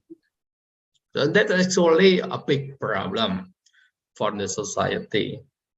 And there is we see in the last sentence, biodiversity loss. Actually, that it means that we destroy our foundation of life. You can see in the illustration at the right side. So if we don't care about the biodiversity, we destroy the foundation of our environment, because our environment are constructed in a long period of biodiversity. When we talk about using pesticide or insecticide or herbicide, all of those sides means the killing. Same with the genocide. So actually, many of the material used in the food production are actually killing the other. So that's the irony of the food system in Indonesia. I hope it's not happening in your country. So we made a study about it, and this is the flow system in Indonesia, and I will present it short with this explanation. If we talk about the economy or SSE, also we always talk about the supply chain, and supply chain means about production and consumption. And in the food system, the production, there are two models. The first one is industrial, and the second one is the organic one. The difference is very clear that the industrial use the extensive usage of external input like all from the factory, the seeds, the fertilizer, the drugs, and all that come to the land are synthetic. And then it is yield oriented. So if they plant corn, they really want as much as possible from that land, while actually the yield using the industrial model is decreasing. That's because the productivity from the manufactured seed is less efficient compared to the natural seed. So for the short term, maybe 1 or 2 years, it is higher yield, but after that, the yield will decrease. Plus, after 2 years, the manufactured plant or the synthetic or the you can say the GM or anything that come from the factory, they will need more and more input. So the farmer must buy more fertilizer and so on. And please, any one of you who practice farming or gardening, you can agree, say your agreement or disagreement in the chat room. And the industrial model is also monoculture. So if they want corn, then they plant only corn, not the others. And in fact, they don't want any others at all. So any other plants or any other animal will be killed. So this is the ironic of the food system, like I said previously, in that we want the people want to live, but we kill the other, we kill the ecosystem. So that's the irony of the production in the food system. And then the second one is the organic model, or you can say organic or permaculture or agroecology, many names for it. But there are the common ground of them are they're circular material. So in that place, if they have output, maybe some people call it waste, but actually that is input for the other process. Like say the cow manure or the goat manure or the chicken manure, I mean. And then in the industry model, that's all our waste. But in the organic model, that's our input. Actually, that is material for the other process. In that way, they can create the circular materials. And then the environment stability oriented, and you plant various products. Okay, that's the production side. And the consumption side, this is what we map in Indonesia. Actually, there are these two models, and the consumption there are 3 models. The first one is the consume the manufactured food. This is cheap, yeah. It is easy to access, yes. But and it is standard compliant, yes. And it is it can be kept for a long time. Long period, yes, but the variety is less, and then many ways from that, the packaging, and then the food loss and anything. And actually when we talk about the health standard, actually in the market, there are two labels that they say the organic one that is certified as organic. People call it the healthy food. While the manufactured food is also passing the health standard compliant. So actually, which one is healthy? Are they both healthy? Yeah, I think you can answer by yourself. Are they both healthy, the manufactured food and the fresh food? Which one do you prefer for the healthiness? Okay, and then the second model that people that consume cooked foods, it can be accessed from the restaurant or anything. So it is not fresh food. It is somebody else prepared the food for them. It is affordable only for minority because yeah, there are price, there are costs to prepare the food, and it is it can be stored for a short time, and the variety is not much. While the third one is farm to table model. It is very cheap actually because no transportation. It means no emission, and then it can be anything anything you can plan anything, and what you plan you can eat any of them. I must say that in this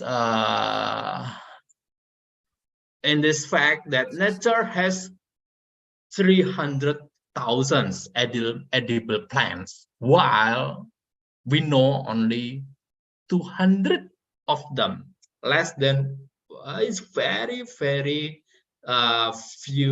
variety. So when we learn, when we practice the consumption of the farm to table, we will learn about more variety of food.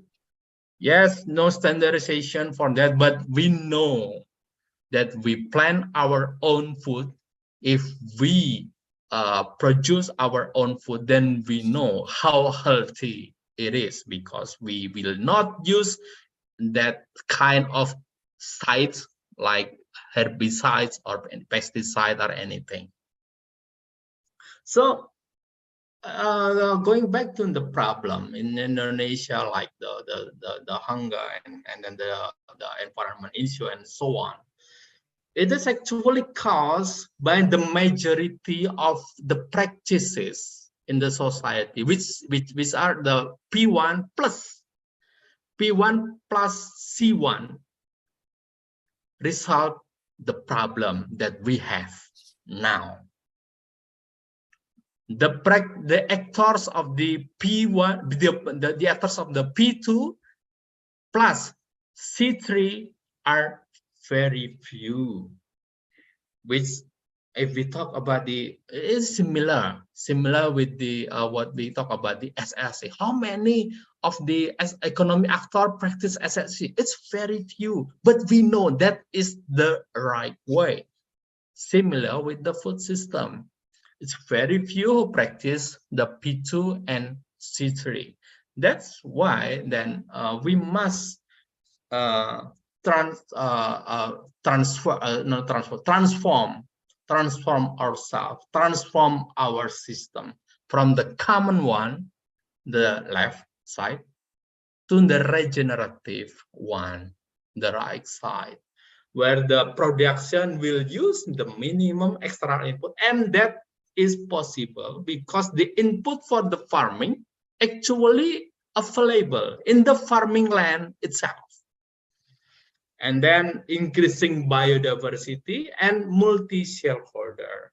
Like we can apply the COOP principle in the production of food system. And then the consumption side, if we are the consumer, we should practice the local shopping, and then we must prior to the fresh foods, and then dynamic diets, not only today rice and then every day is rice, and we have many of the carbohydrate sources, but in Asia, as we know that we experienced the Green Revolution, which is, I don't know, 40 years ago, maybe.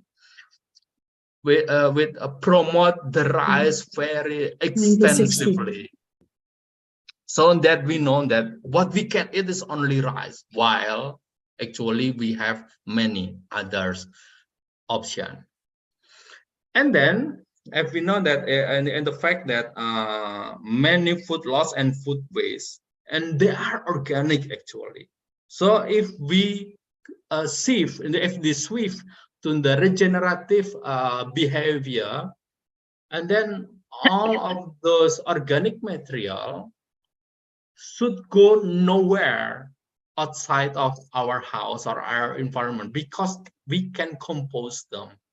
It will be an energy for the our ecosystem. So the principle is respect to nature, respect people, and fair share. This is what we call the regenerative food system. And in the production, the production side, if we say the production of food, it means agriculture. You can say that. I will give 5 guidelines of the regenerative agriculture. The first one, and I hope all of us will practice them, this principle soon, whether in our yard, home yard, in our field, or share it with others of your friend of the food producer. The first one is minimize soil disturbance. It means that there are life actually in the soil. When we break the soil, it means break the life there. Imagine that if many human, how many people live in the apartment, like say, likewise, and then the apartment is shaken or it is disturbed, and it will make many disturbance, and it will make unstable of the soil. In the common practice, this is what people do with using many tools, many machinery, and to give back the nutrition of the soil, then they must use the synthetic fertilizer. So the soil is damaged, and then the physical of soil is damaged, and then they destroy more with the chemical. Okay, so let's not do that. The second one is maximize species diversity, means that let's plant many kind of plants. And if we want, let's say cabbage, then let's not only plant cabbage. We can plant corn along with the cabbage, and then we can plant the pumpkin also along with cabbage. So many we call it in Indonesia tumpang sari, this companion planting, the terminology. So we plant many kind of plants in one area, and they support each other. There's the science of it. And then the third one is keep the soil cover and build its organic matter. It means that most of us live near equator, so the heat is high. It means that the erosion, the degradation of soil is high compared to with our friends in Europe or in America or Canada. Not so hot, not so many sunlight there, and that means that the climate is tend to be cooler, while in Asia it tend to be hot.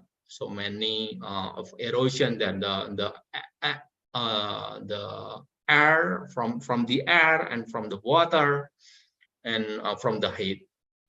So we must cover it, and cover it with the organic matter, not with the plastic one, because in a common practice, the soil cover, or we call it mulching, many use plastic. Yes, it is easier, but when the farming is done, and then we get puzzled, we don't know where to put the mulch, and then we just burn it or just pour it in the soil, and it gives many damage actually. And then the fourth one is maintain living root. It means that we don't take out the we don't take out the plant that after we harvest them. So we let the root in the ground. So we just cut it and then leave the root in the ground. Okay? Because in that root, there are, once again, there are many life there that they will maintain the sustainability and the health of the soil. When we put them out, then we lost many actually. And the fifth one is we integrate livestock. We use the smallest one is the chicken. Yeah, we can manage, we can put chicken alongside with our plants actually. There are techniques for that, whether it is in the yard, home yard, or in the field, or so on. There are many, but I cannot share right now.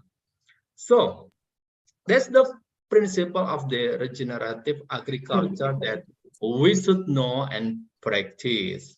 So the conclusion, if we talk about, someone said the food security is, the food security is like trying to handle the need by using industrial mode. And now we are facing the food insecurity. And actually it can be tackled within the other strategy of the food system. It is the regenerative food system.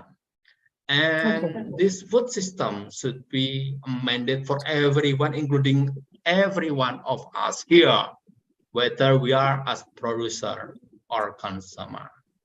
That's the end of my presentation. I hope it will be useful for you. Thank you. Back to you, Dr. Eric. Okay, thank you, Chandra. I saw in the chat there is a lot of discussions internal of the participants to respond our issues. Something talking about where is the positions of the cooperative against the corporations, and then as well with the issues of the availability of land, and somebody already discussed about the combinations of the P1 and C1 as you mentioned. Okay, ladies and gentlemen, actually, as an objective, I mentioned to you that we want to share about some models. Now we are conclude to the models of SSE models to respond the food sovereignty and the food security. Yeah, we will have a case from Nepal with the forest group users. As well, I will take the model from Indonesia with the kind of community support agriculture. So I will back to my presentation now with the next. Okay, now you will see.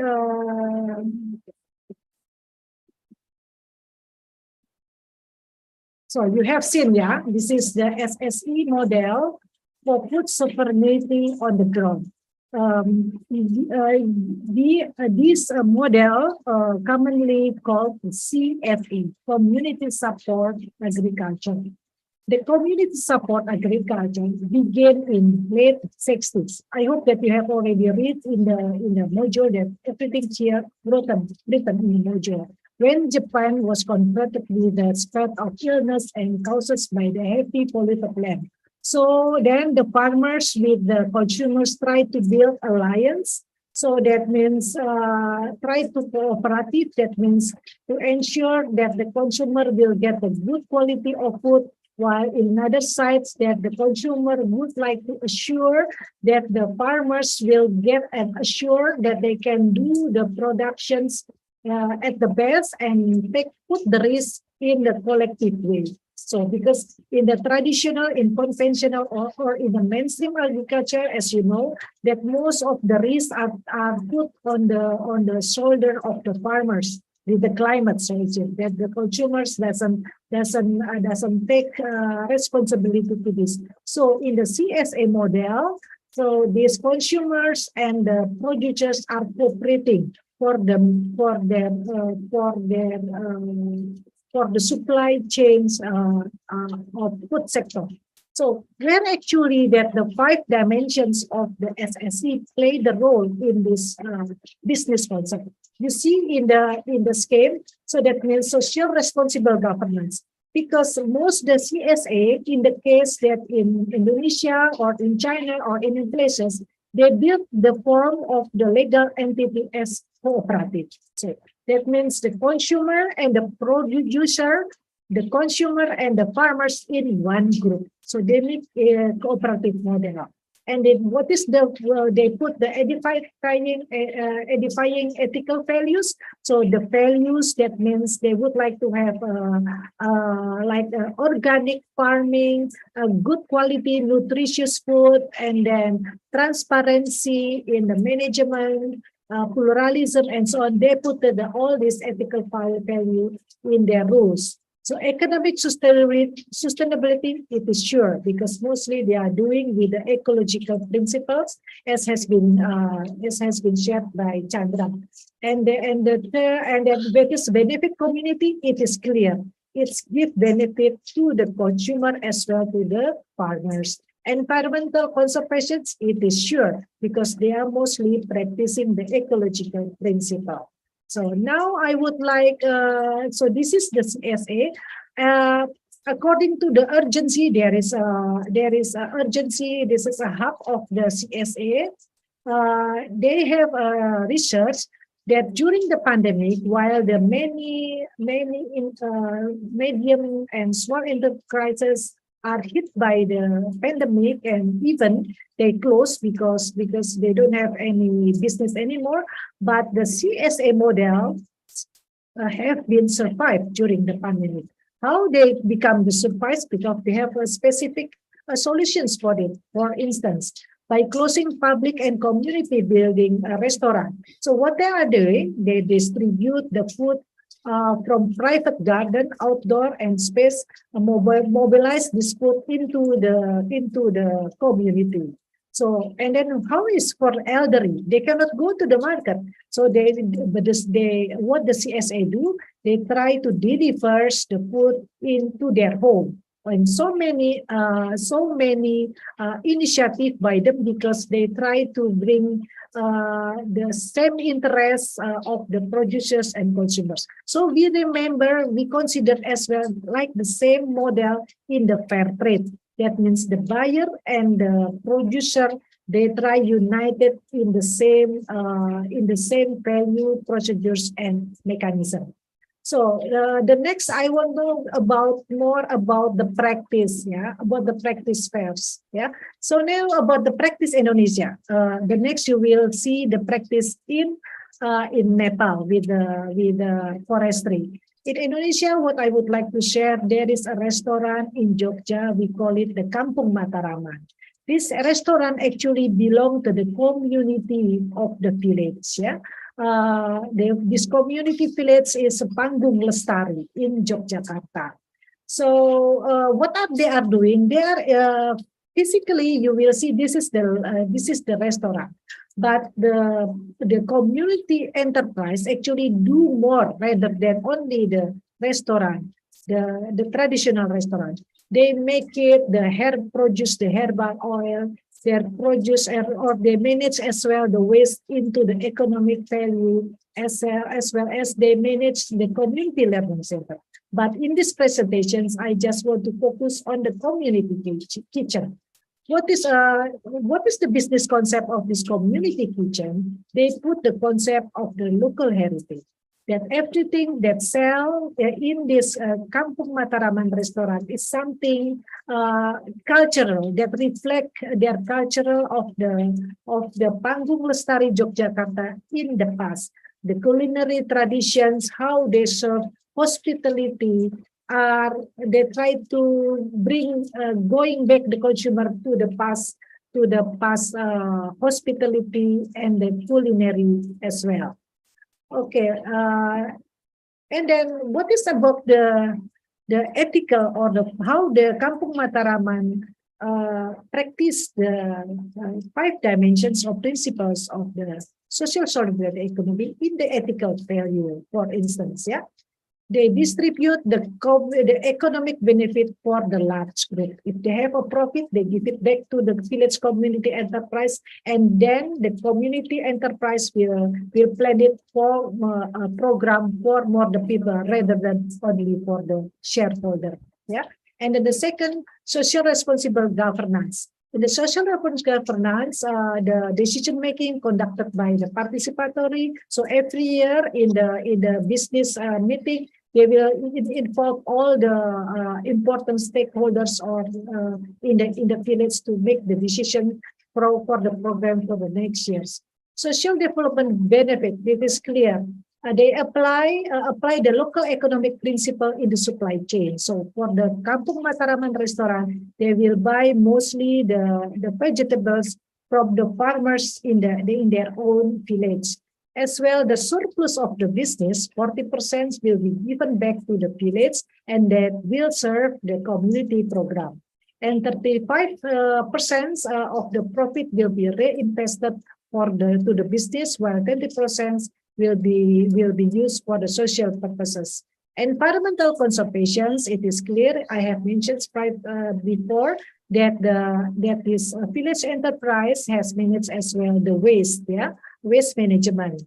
And then the last but not least, the economic sustainability. So the community kitchen has success in managing their business and become self-management. It has contributed significantly to the village income. So we can see from the community kitchen, community restaurant, they can give benefit for the whole society in the village. But however, they can still running with the surplus every year. So that means the business is running, but in the same time, the social purpose is as well fulfilled. So, dear participants, this is the example of the practice, the SSE related to the food in the grassroots. Now we will listen to the share from Nepal. We are going now to the Nepal from Indonesia. We will listen how the forest community group contribute to the food security and food sovereignty. Bola, now it's your time. I close my presentation. Thank you. Thank you, Dr. Iri. Good afternoon, everyone. I'm Bola. I'm from Nepal. I'm also a member of SSE committee. So now today I'm going to talk about community forestry practice in Nepal. So it is a quite long time that Nepal has been practicing community-based forestry. So I would like to highlight how the community forestry is promoting SSE principle that Dr. Iri just talked now. So regarding my presentation, I will focus on the forestry in Nepal and the country background. I think I don't need to talk about country background. I will talk about forestry for Nepali society and community-based forestry that we have been practicing for the last 30-35 years. I will highlight how it is progressing. And I would like to talk about the forest user groups governance and their engagement so that different, SSE principles that has achieved through the forest management system in Nepal. Then I will briefly talk about the conclusion and take-home message. So that is the overall content of my presentation. So regarding Nepali people and forestry, we are basically, we have a lot of villages like grassroots community who are mostly depending on forest resources for their food, for their, accessing water resources, and also using energy, the food, forest for energy. And also it is also linked with cultural aspect of people. So a lot of indigenous and local communities, they are they pray for trees, they pray for land, they pray for mountains. So that is also cultural part of the people when we talk about forestry. So more than 90% of Nepali communities, are highly dependent on forest resources because they need, firewood, fuel, they need food, they need, they also depend on the cultural activities. So that dependency is the major, connecting factor to promote community-based forestry in Nepal. So regarding the institutions, later on I'll talk about how we have more than 30,000 forest user groups at the grassroots level. So the forest user groups is not only talking about forestry, they are also promoting democratic governance at the grassroots level. So that it is important for Nepali society that to promote democracy, to promote governance, transparency, then the forest user groups are playing to contribute for that part as well. Also, with engagement process, the forest user groups are advocating for conducive legal and policy provision, so that the government and other non-state actors can contribute to promote community-based forestry in Nepal. So as per the practices, forest management practices, we have two types of forest. One is national forest and another one is private forest. The private forest is basically the land which is governed by individual, that is called private forest. But the remaining forest which is under the national policy or national system, that is national forest. So within national system, national forestry, we have different forest management regimes. So out of others, I'm focusing on community-based forestry. So community-based forestry in Nepal is, which was initiated like 35 years back. But after 1990s, basically from the people's movement in 1990s, then in 1991, 92, the community politicians, they talk each other and develop this model, community-based forestry model. Again, it is also supported by different international organizations as well. So now we have these type of community-based forestry, that is called community forestry, collaborative forest, leasehold forestry, etc. So within community forestry, it is similar, but the forest management objective is a little bit different, but all are community-based. Community are in the driving seat of the forest management system. So almost 30,000 plus forest user groups. That means people who are living nearby the forest have rights and they can form the forest user groups to manage their particular forest area. So that is the 30,000 forest user groups, and almost 40% of national forest is under the control of community. So we have 77 districts, almost all 77 districts have community-based forestry. So that shows that community have rights, community can form group, community have rights to manage, protect, and utilize forest resources. So when we talk about this sustainability, economic sustainability, or community governance or ecological sustainability, so if community are in driving seat, they can make a change.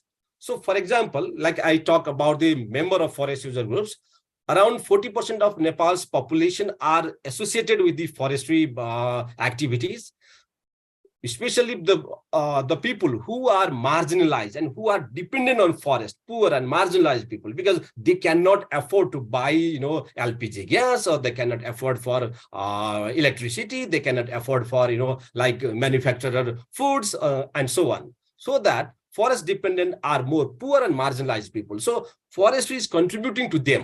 And also regarding the participatory governance, one household have 2 votes, that one male and one female. When we talk about inclusion aspect in the SSE principle, like one male and one female must be in the that governance system.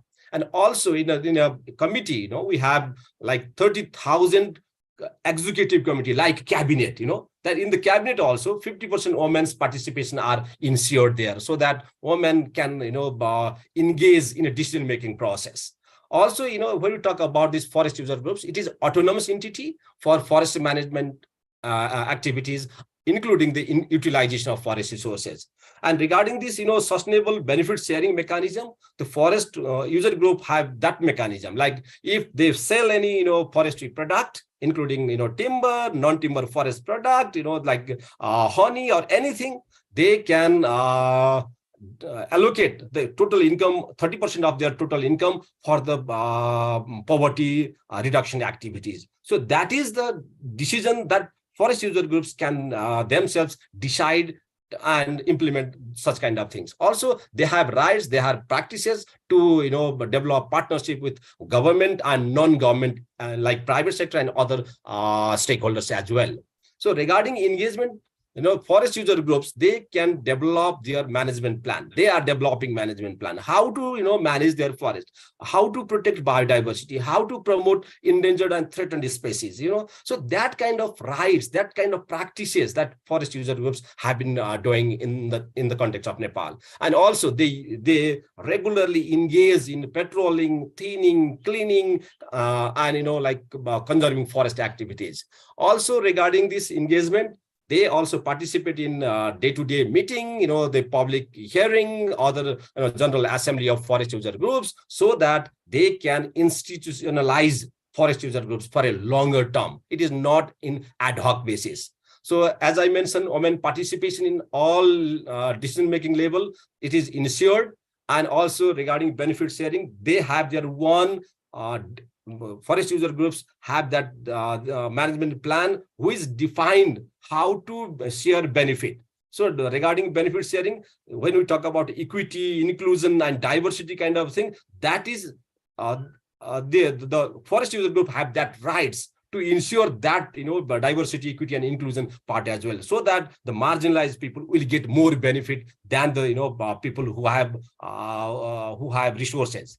So regarding the contribution for other development activities like social development activities, forest user groups have that rights. When they get income from forestry activities, 35% must be allocated for poverty reduction, and remaining 25% must be allocated for forest development activities, and remaining part will be utilized for development activities. Which development activities are decided by the communities based on their participatory decision-making process. So that include human resource development, infrastructure development, or economic development activities.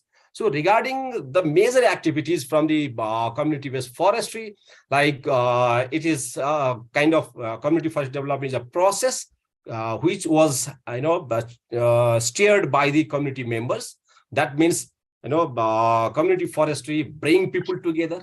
They help to identify problem and needs by themselves, and help people to discover resources that have already they already have that, and also promote traditional knowledge, indigenous knowledge. For example, in this photo, just last week, the forest user groups, cooperatives, our organization, local municipality, we discussed, last 1 year, we discussed about this social entrepreneurship promotion activities, like how to implement SSE principle at grassroots level. We talked a lot. Then we organized a series of discussion, and finally we organized this community market, so that the community members, like 800-900 community peoples participated, and they also bring their production, like some people bring they brought banana, hen, the local food, everything they bring in together. They shared each other, they exchange their food, they buy and sell their product, which was for the first time, like local municipality in one of the district, they began this kind of activities, so that they that they promote that the skills, knowledge, the traditional practices, as well as they also engage in economic activities, which will be sustained in the days ahead. And also community forestry is strengthen organization and leadership within communities, because they are there who are living in the communities, who are responsible to manage their land, as Chandra talked about the soil, maintaining soil quality. So they are the one, they are the farmers, they are the forest user groups who are more, more worried about the destruction of their quality of soil and forest. In that case, when we engage with them, they will definitely, like carry this kind of theory, that this kind of practices at local level. Again, this community forest user groups also strengthen social relation between and among communities, because they are there, they know the cultural values of different groups, different societies, different communities, so they respect each other. Then that promote the the cultural values, ethical norms, practices at local level, so that the ecological integrity can maintain. Regarding biodiversity and livelihood, like the many forest user groups, they are promoting the local food system. Like this is from one of the indigenous communities. The indigenous communities were eating like gitta, bakuri, it is like roots and shoots, and which was almost forgotten by because of this market influence. But now they are revitalizing their food system, so that they can revitalizing their one food system, which is cheaper, which is more nutrient, which is more good for their children, for their coming generation as well. Regarding the industries or enterprises development part, a lot of forest-based enterprises are also growing on, so that based on the operational plan, forest management plan, they can harvest different like forest product, which can be sustainable. That will create job at local level as well, so that local communities can engage in different economic activities through the forestry program. So regarding the major contribution of community-based forestry, the community forestry is not only talking about forestry, it is also part of changing the structural structural system, and it is also integrated with socio-economic activities, and also engaging for the institutional development. And it is also kind of self-help activities which promote to solve the problem at local level, and also empower the communities. And it also helped to build different capitals, including physical capital, financial capital, human, social, and environmental capital. And community forestry development is not just for growth, it is also part of ecological integrity and cultural behavior, value system, exchange value system, respect the value between and among different communities, so that the three dimensions of sustainable development goals can be achieved, like social, economic, and cultural part. So my conclusion is, it is a process, like community forestry is a process that leads not only more jobs, income, and infrastructure, but also communities that are better able to changing system, and community members can better mobilize existing skills.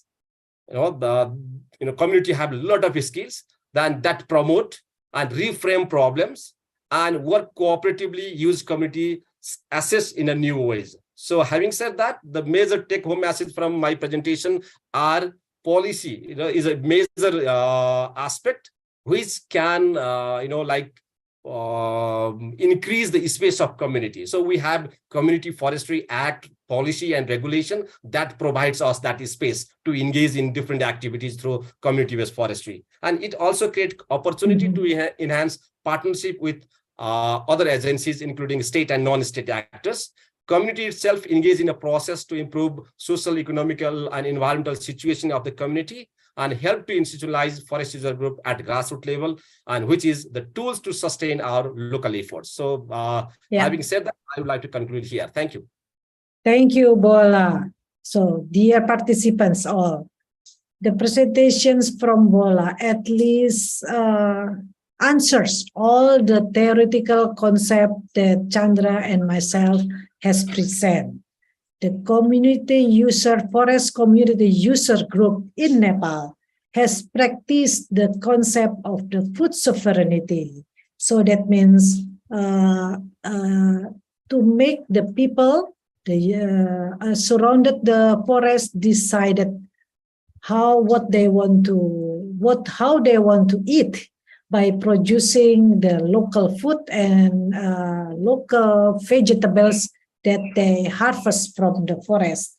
And that the most important that I try to note that in the last, what is actually did make it all happen in the Nepal is actually the policy. The Forestry Act is all behind this that make it possible the community user group have an access to the forest, but in the same time maintaining the forest for the ecological and sustainable forest management. Ladies and gentlemen, I know I see in the chat there is some questions. Yeah, Emma is asking about some difference in the neoliberalism, that the dominations of the big corporations. So I mean, this is corporations, not the cooperative or cooperations. Yeah, we know that yesterday in the previous synchronized sessions has been mentioned about the Mondragon. Mondragon, we can see not in this international branding. We cannot see the Mondragon branding in there. Surely, the Mondragon will do the monopoly. They will do with other models. How can they distribute the supply chain that more decentralized, not monopolized? So this is the neoliberalism. And I see that in the chat, people talking a lot about the land, availability of land. Food sovereignty without the availability of land is nonsense. My dear participants, myself, Bola, and Chandra is not the own resource persons here. You are part of the resource persons. I let you know your share. I know that the land, availability of land is a problem in all the countries here in Asia. Please, you can share what is the initiative has been done in the civil society to to eliminate that the people not easily selling their land, converting the land from agriculture land to house settlement or selling to the urban people and so on. Now I open the chance for you if you want to share some movement or activity that you will see in your country related to the land scarcity for agriculture. Please. Any? Is there any?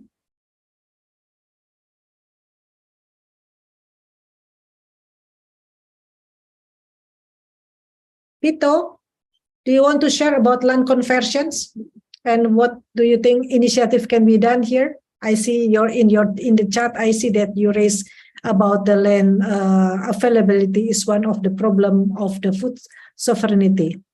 Could you open your mic?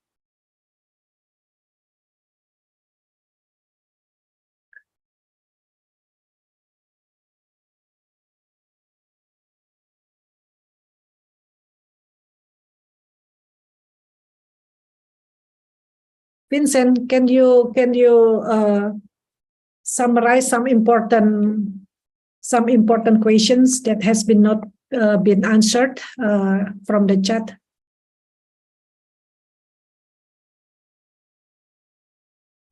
One moment. My internet connection is.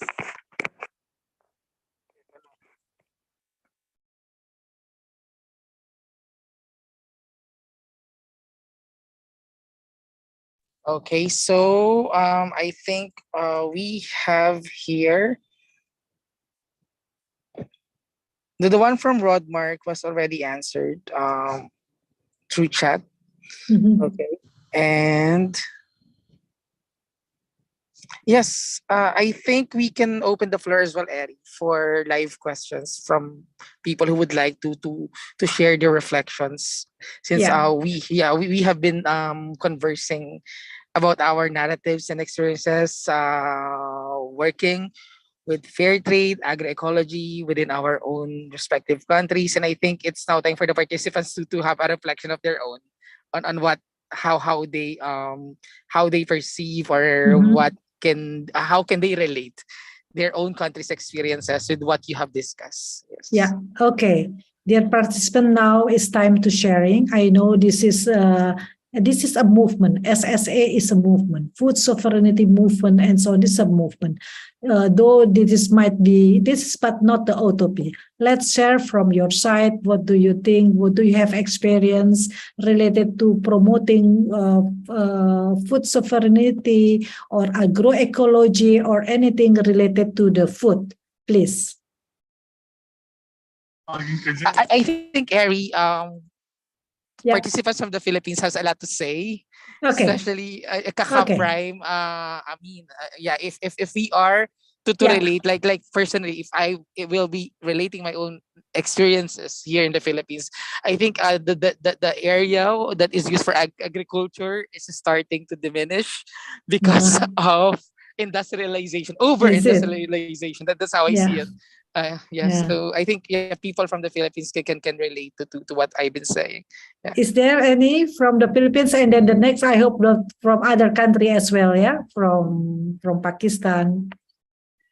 Okay, please. Is any Philippine friends would share about the food sovereignty?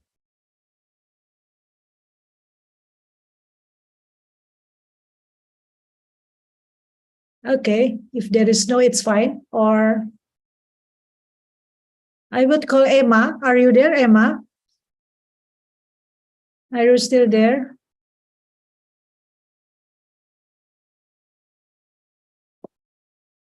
Oh, Asma. Asma is open the video. Ama, how is the situations of the food security and the civil society movement there? Could you share? Um, are you asking me? Okay. Yeah, I am asking you. All right, all right. Share from your country, please, so we Yeah, have another actually, perspective. this says like I was very impressed with Mr. Bhola's presentation, and I just wanted to ask him how Mhm. these forest user groups are being organized, because Mhm. they seem to be in a very Yeah. organized way are managing the Mhm. forest. And we also have in Pakistan, we also have the same issues. Is it? And yes, and especially in the forests and the upper Mm. northern areas, this was deforestation is one of the biggest problem in Pakistan, and especially when we had earthquake in 2005. Mhm. It was very devastating, and the reason why it had so much of damage was that there was the forests were actually, there was no forest, there was no tree to hold the mountains together. Mhm. So this is one question I want to know from Mr. Bhola. Mhm. And the second thing is, when we talk about food sovereignty, it's a very it's a concept which is actually practiced in the rural areas to Mhm. certain extent, and especially those communities and the villages, those are very far from the main Mhm. cities. Yeah. And they do that, and when Mhm. the organization I was Mhm. working with is called Sangi Development Foundation, and we Mhm. actually started an initiative that was called Sangi Organics. And that was a very it's in the northern area, very very difficult terrain.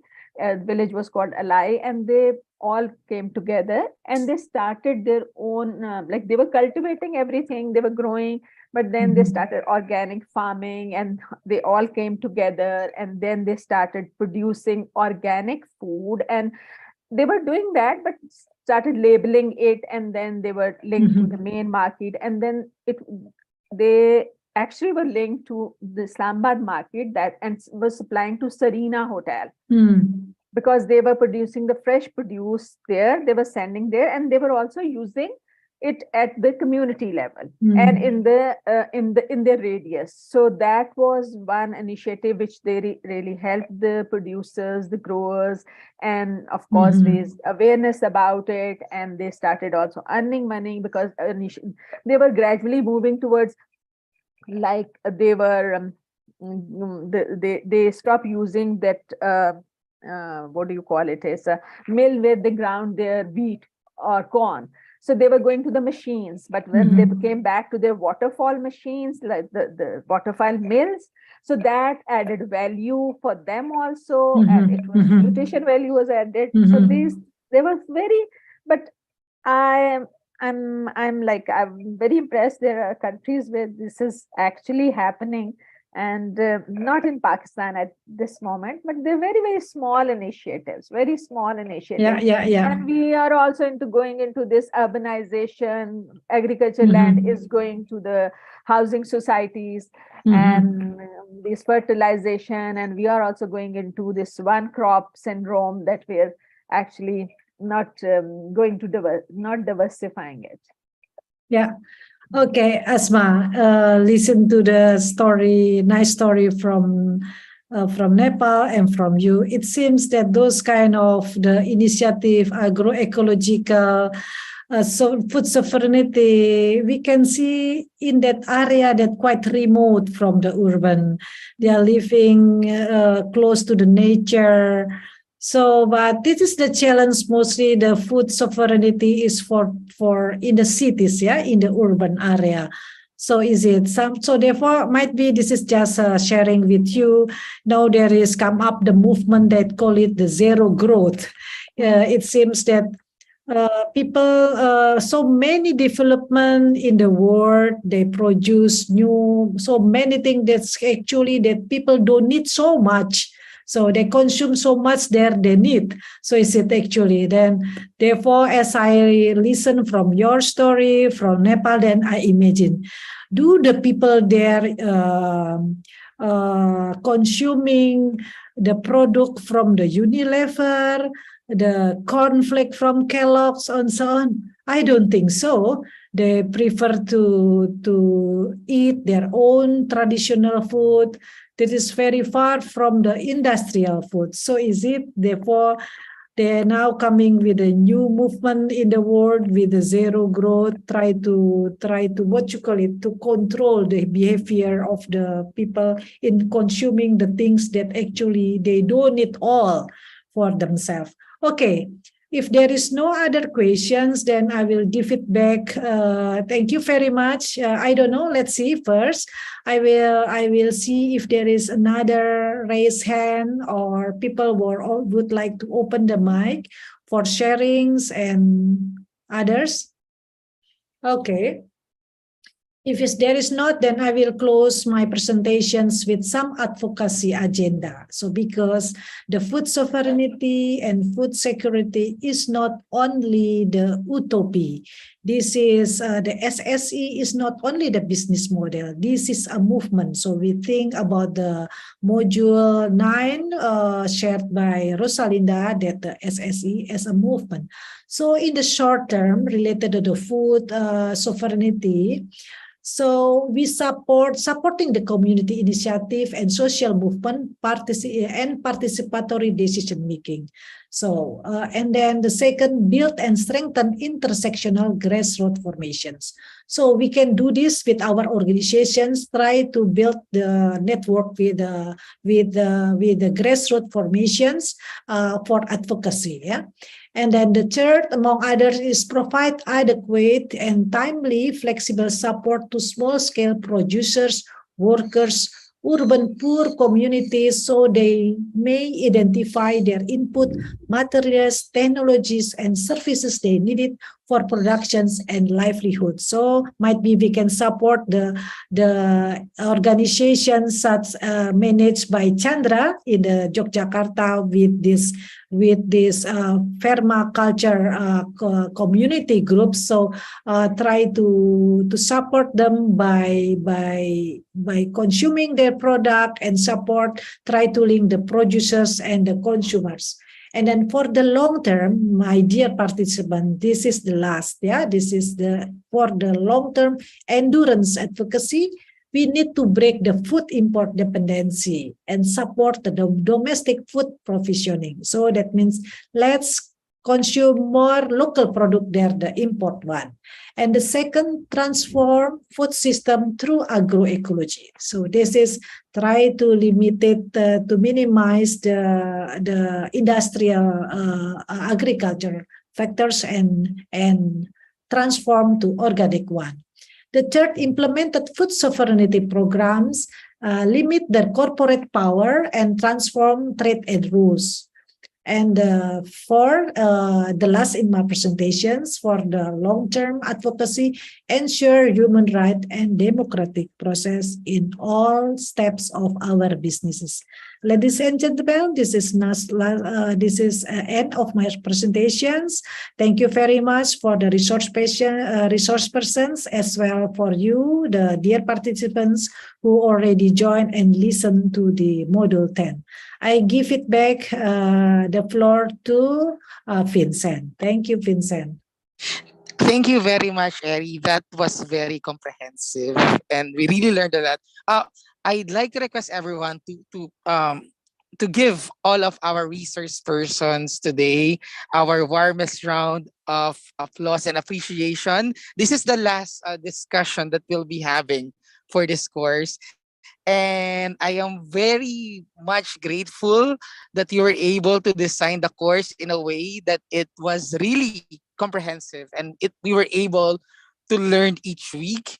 And what I can say personally is that since agroecology, fair trade, and food security are some of the topics, as a feminist myself, are some of the topics that I really would like to deal with, because these are the most problematic issues in the Philippines. So I'm very much grateful to have listened to the presentations of our resource person this afternoon, to Dr. Eri, Dean Inday, Dr. Chandra, and then Dr. Sinuan, and we have here Nettie, and of course Bola. We are very thankful that you were able to grace the afternoon session amidst your busy schedule. And if there will be questions that will be arising from everyone, from our trainees after this session, I will be opening a discussion forum in Dakila where you can place your questions, and we'll be more than happy to address those questions since Dr. Eri, Din Inday are already in Dakila. But please make sure before we end this session, we provided you with 2 more weeks of extension for you to be able to process those tasks that are yet to be completed. We strongly recommend that you put everything, I mean, that you just don't read it. You put it into your heart, because these are important learnings. These are important lessons that are needed, just like what Dr. Eri, Doc Benny, Din and I have always been saying.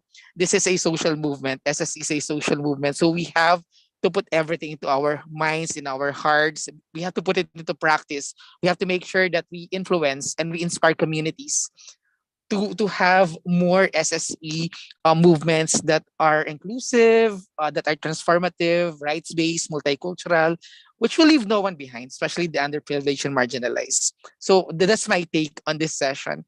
And I hope that since we are requesting everyone to create their own reflection session by the end of this training course, we would like to hear from you as well on what you have learned, what you have gained.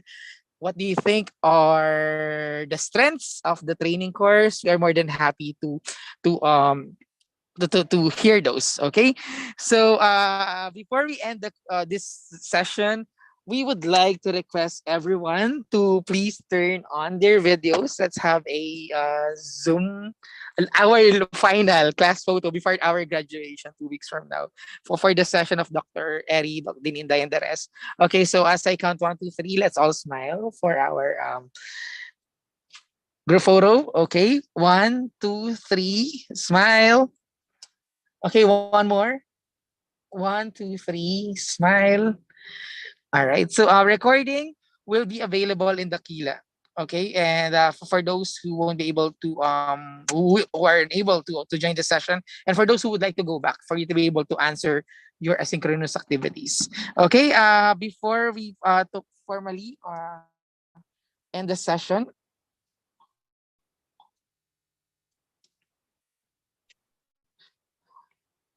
are you able to hear me? Yes.